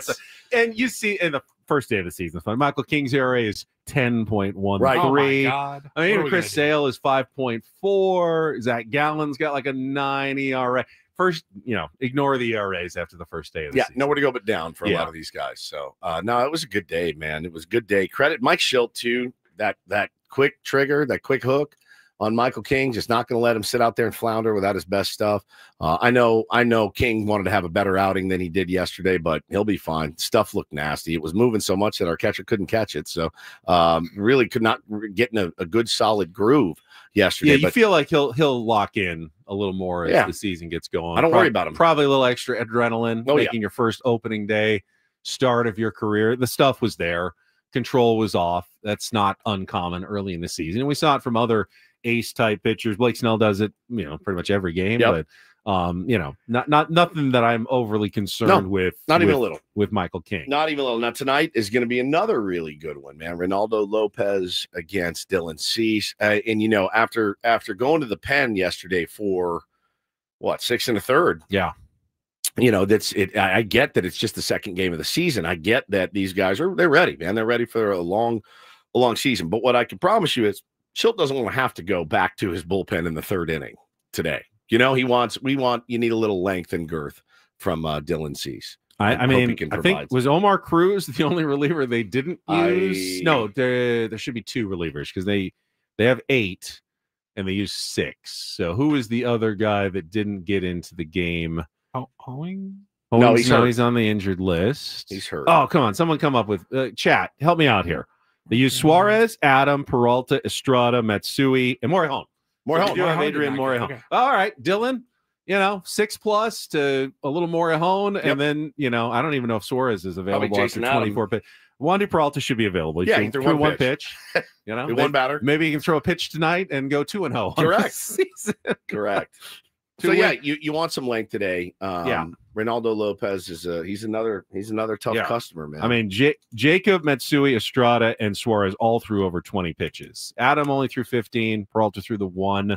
Omar Cruz is rested, and Adrian Morejon is rested. So that's already your bullpen situation going into game 2 of the season. You've got some pretty good numbers from the Brave starters against Dylan Cease. Albie's not so much, batting $125.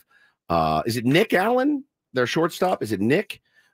He's hitting 571 off Dylan Cease. Who is it? The shortstop. He's got. I mean, it's only 7 ABs. Matt Olson's hitting 300. A couple of guys have taken him deep. Matt Olson, Marcelo Zuna, both over 300. Profar is batting 333 against him, and then us against Lopez. Machado 333. Yuli's got a few hits off of him as well. Crony a big fat 0 for 6 against. Yeah, but Lopez was a different guy last year. He'd been a bullpen guy, Yep. and then all of a sudden broke out for an all-star season. Yeah, I expect a good game tonight. Did anybody name a starter for tomorrow when we're going to be out? Vasquez.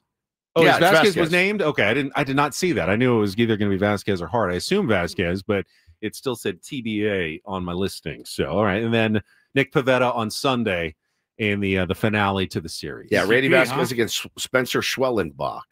Yeah, on Saturday, Pivetta against Smith Shawver on Sunday. Correct. You guys want to take you off? want to go to that game on Sunday? Oh, yes. We have some tickets to give away. I forgot about that. We did the Sounders all week, but why don't we just give away the last pair of tickets to some loyal tier 1s right now? Fifth caller at 833-288-0973. Fifth caller at 833-288-0973. Going to get a pair of tickets to Sunday Night Baseball at Petco Park. Get your tickets at Padres.com/tickets or win them now. Fifth caller at 833-288-0973. Yeah, you guys got to go pick up your kids. Yes, it was good love to see you, you. Hannah. Thanks for stopping Great by job. the studio this morning. Great Woodsy, job, babe. I will see Thank you. tomorrow morning, not Monday. Tomorrow at Tom's Watch Bar. All right, we'll see you Monday, man. Have a good time. Tomorrow 10 a.m. at 10 a.m. at Tom's Watch 6 Bar. to 8 tomorrow.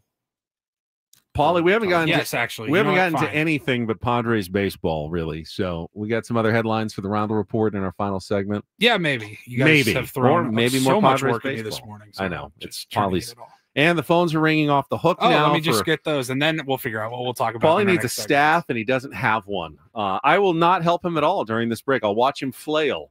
And then we'll come back next with the last segment of Ben and Woods on 97.3 The Fan. Gambling problem? Call 1-800-GAMBLER. GEGE 000-466. For a full list of games and rules, play at 7 Mile Casino. Visit 7milecasino.com. I know you guys are in a hurry, but you could quickly stop by 7 Mile Casino. It's only 7 minutes from downtown. That's actually where we're going, to be honest. We're not. Our kids won't be home till Monday, so we're heading down to the casino. Making the quick run, getting there early before the weekend brunch crowd arrives.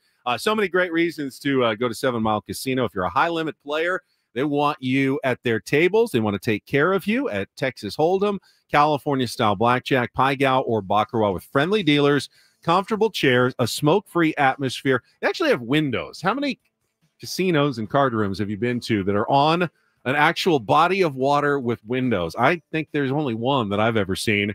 Maybe like in Monte Carlo. They have that. I have no idea. I've never been to Monte Carlo, but this feels a little Monte Carlo-ish, actually, at 7 Mile Casino. Check it out. The restaurant, Sammy's, is spectacular, and the weekends are a great time to visit because they have the award-winning Best in the South Bay Saturday and Sunday brunch, 9 a.m. to 7 or 9 a.m. to 3 p.m. Great brunch items and a great chance to check out 7 Mile Casino with your friends. TVs all over the place, a beautiful patio. I mean, so many reasons to go, and you don't have to make the giant drive out to the East County to find your card room. It is simply a quick drive on the 5 freeway down to Chula Vista, stay on the west side, Bay Boulevard. You'll find yourself there in no time at all. It's 7 Mile Casino, just 7 minutes from downtown.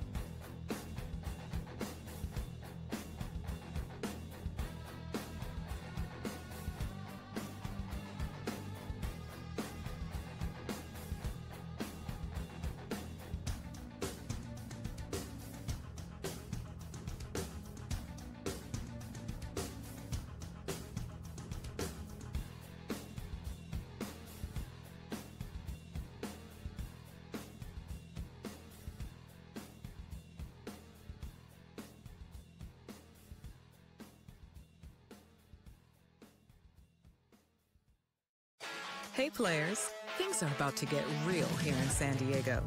Introducing the all-new Hamul Casino Resort. With a 200-room hotel tower, exciting new eats and drinks, plenty of new places to play, and a luxe spa and salon. Hello, rooftop pool and deck. It's where players can play their hearts out and enjoy all the perks that come with it. It gets real this summer at the all-new Hamul Casino Resort, the players' place.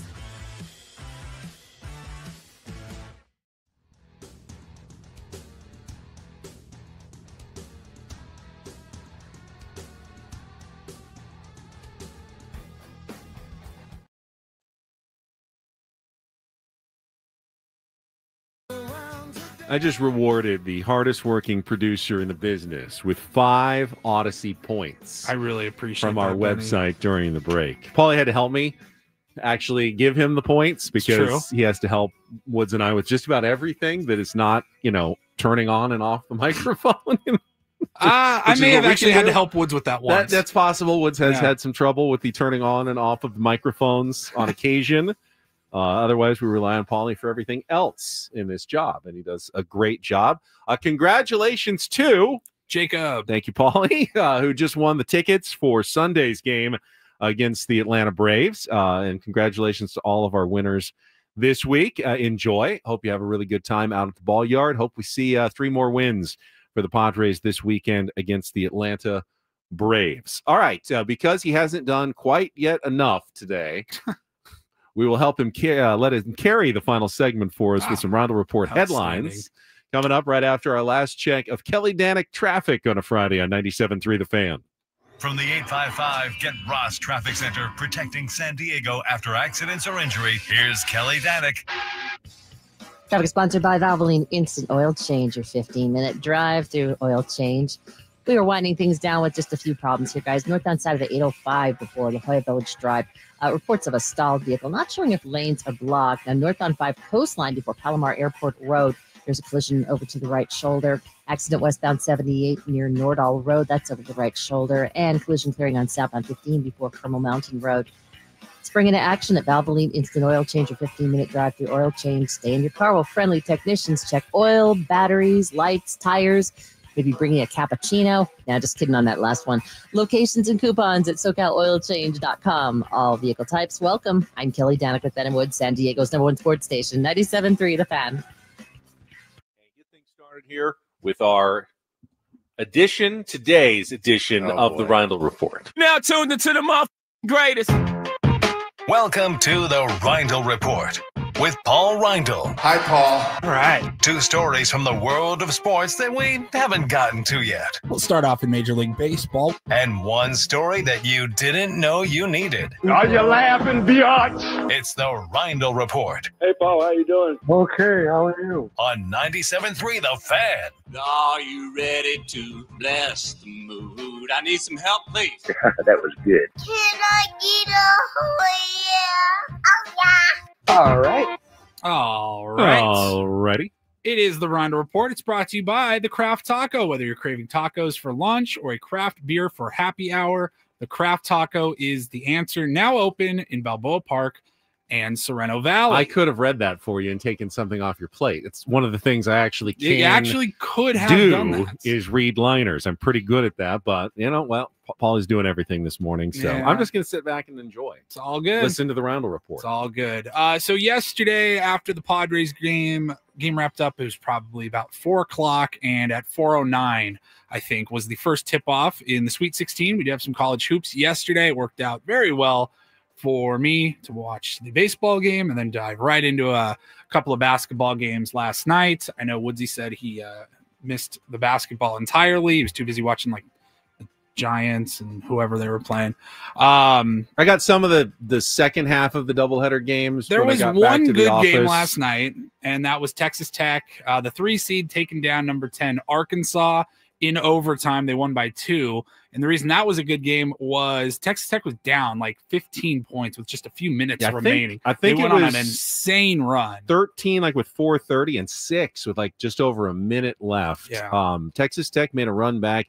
What was his name? Darian Williams, who was, I think, the Mountain West Player of the Year 2 years ago, and then they stole him in NIL. And then last year's Mountain West Player of the Year, Obi Toppin, they stole him in NIL. So, right. you know, Magoon Guath probably going to Texas Tech next year as the Mountain West Freshman of the Year for the 3rd straight year. They can just steal all the good players from the conference. But, yeah, they pulled it off. And, you know, Coach Calipari, Arkansas, they were the last quote-unquote Cinderella left in the tournament. Not much of a Cinderella when you've got Coach Cal and, you know, the Razorbacks team with a national championship pedigree, but they were really the only non-chalky team left in the field, and it looked like they were going to advance to the Elite Eight for most of that game. They played really well and then just collapsed at the end. Tough way for your season to come to a close. Yeah, pretty boring day in college basketball Alabama after that. How about Alabama hitting 25 3-pointers? 113 points on the day, which you almost never see that in college basketball. Yep. They score a lot.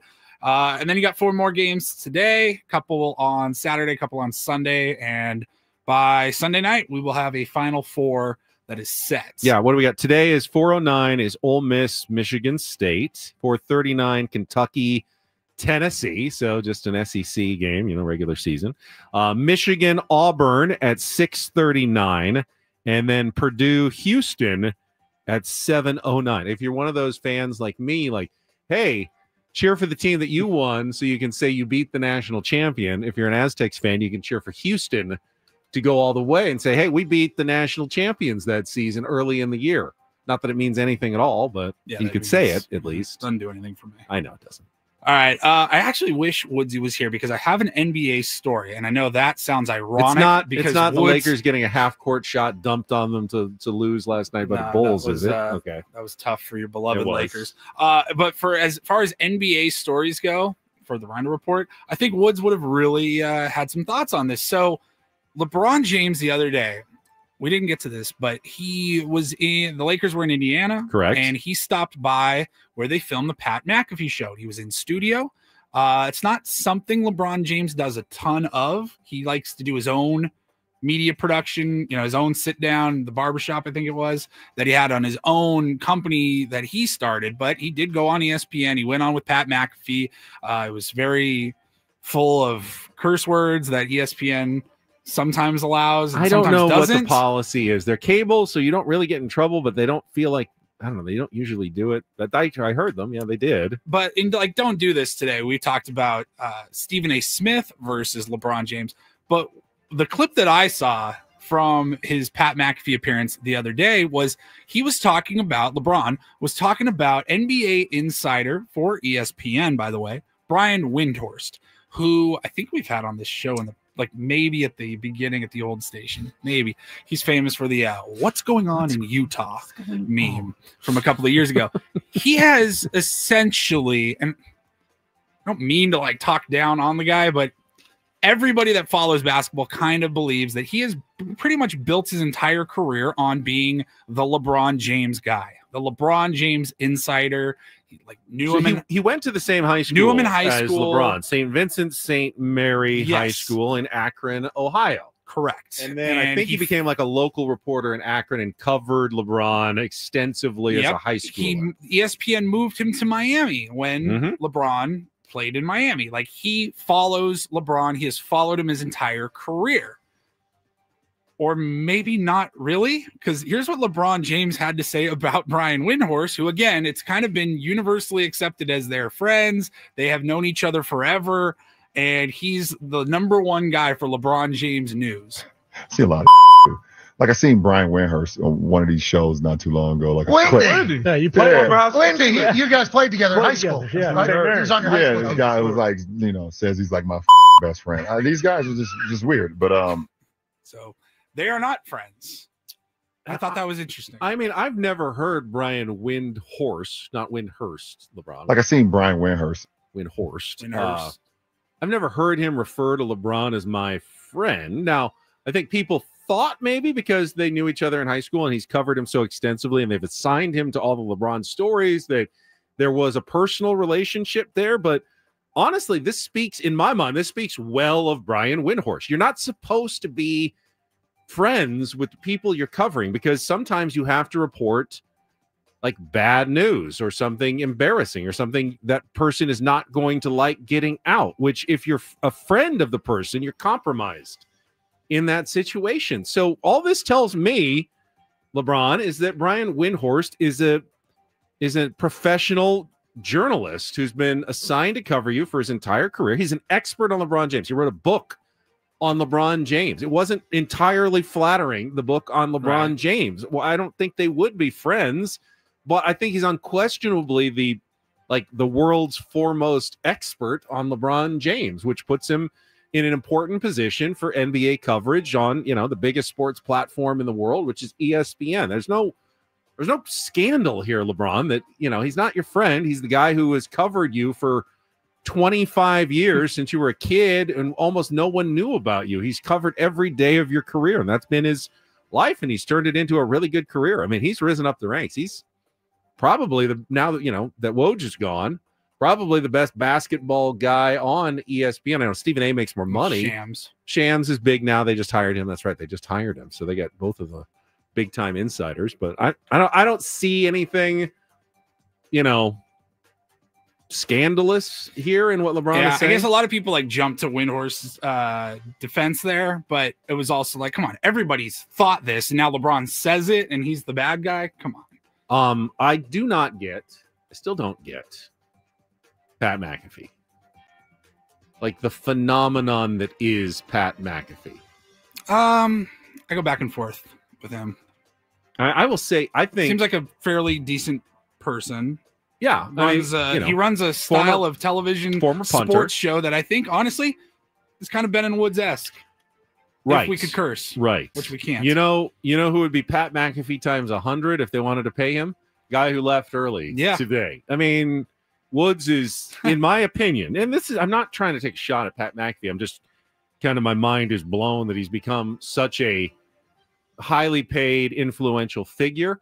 Woods would do a better job hosting the Pat McAfee show, in my opinion, than Pat McAfee would. If that's what you're looking for, if you're looking for the kind of unfiltered, I think it's interesting edgy, can talk sports, but ESPN's willing to risk everything for Pat McAfee. I don't know that he's that important, but there's times he has pretty interesting guests. Sure, but he has a fun show, and it's different. But it's this snowball of momentum that he can now get LeBron James to come into studio. Good for him. I mean, good for him. I don't see him as being like the most talented person I've ever seen, but he's certainly parlayed everything into the right way, into an amazing media career here. And he's not bad. I'm not saying he's bad. Sounds like you're kind of saying he's bad. All right. All right, fine. I'm jealous. I am definitely a little jealous of Pat McAfee's mostly overnight stardom in the sports media business. And then finally, I have another story here. Kind of it's almost an MIAITA, MIVAH. Oh, okay, yeah. That we've done. We do those every once in a while here.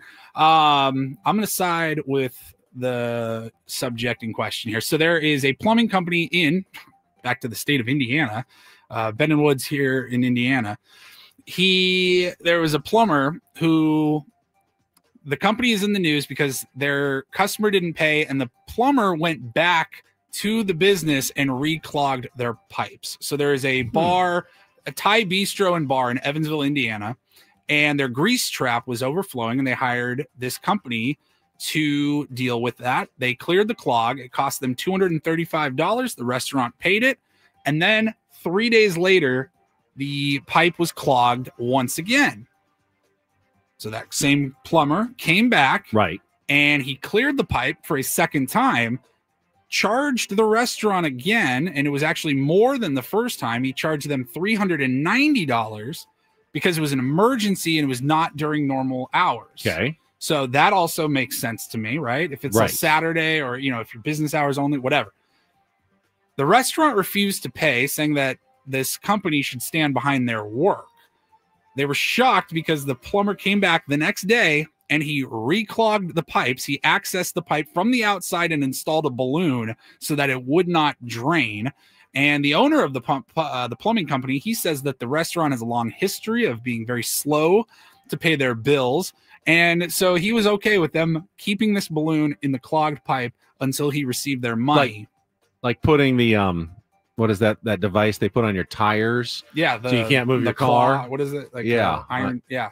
and so you can't drive the boot. Yeah, when they put a boot on your car because you didn't pay your car payment or you had overdue fines, so they put the boot on your car. This is like putting a boot on your grease. The kitchen would have overflowed. The company did have to. The restaurant had to end up paying this plumbing company, but it doesn't say that he didn't do the job right the first time. It's saying that I feel like I need to clear the pipes. I mean, if I'm like the court here and I'm the judge, my biggest question is, did he not do the job properly the first time? Because it shouldn't become something that has just been unclogged and like fixed. I mean, should be, even if the restaurant is not, cleaning properly and they're putting the wrong things down the drain. 3 days later. Probably shouldn't clog up 3 days later. Now, if you're not doing it right, maybe in a few months it's clogged again. It's like, oh, we got to call the plumber again. I don't think that the plumber did something wrong, but when it clogs in 3 days, my first instinct would be you didn't really unclog it. You think maybe you temporarily removed something, but you didn't really do the job. So, if you're going to stand by your work and, satisfaction guarantee to your money back. You hear that from most businesses. I would not have been satisfied if I was that business. So, Yeah, but if you have a business like this bar and restaurant that has a history of not paying or being slow to pay, a lot of restaurants are sometimes slow to pay. It's a tough business. It's a tough industry. My wife works in it. It's sometimes you have to say, hey, I'll get you next Tuesday after we got, more money that comes in. It's not totally uncommon. Now, if you're a plumber, you don't want to work that way, then you don't take the business. But once you've taken the business and you've gone in, you should do the best job possible to fix it. So I don't know. I mean, I'm on the fence on this one. Who's right? And AITAH on this one. Well, the Thai bar and bistro, they filed a complaint with the Better Business Bureau, so we'll have to just keep an update on that later. That's our Reindl Report. Thank you, Paulie. Good work this week. Good work every week, honestly, but this week in particular, it was a fun week, boys. With remote shows, our 7-year anniversary, extra production for the start of Padres season, extra spots coming in. Woods literally had to record a commercial during our last commercial break as he was walking out the door. The music had already started playing for us to come back, and they're still working on it during the break. He couldn't find the copy on his computer, so he was actually hovering over my shoulder and talking into my mic as we tried to record it. And I get to go play with that after the show and see if he did it right. Treat yourself to something nice this weekend. We will see. I'll have to work tomorrow. I get to work extra. Oh, that's right. We will see you all tomorrow. Yes. Yeah. All right. We'd love to see everybody out. We had such a great turnout yesterday. Let's see you tier ones come out tomorrow. At least it's not 6 a.m. It's 10 a.m. at Tom's Watch Bar. It's going to be fun. Outside of Gallagher Square on 8th by Petco Park. We'll be there from 10 to noon, and then Braden and Gwen and Chris until 3:15. Braden have more details because he is coming up next. Keep it tuned right here, locked into your home of the Padres. For Paul Reindl, for Stephen Woods, I'm Ben Higgins. Have a great rest of your Friday from all of us here at San Diego's #1 sports station, 97.3 The Fan. So long, everybody.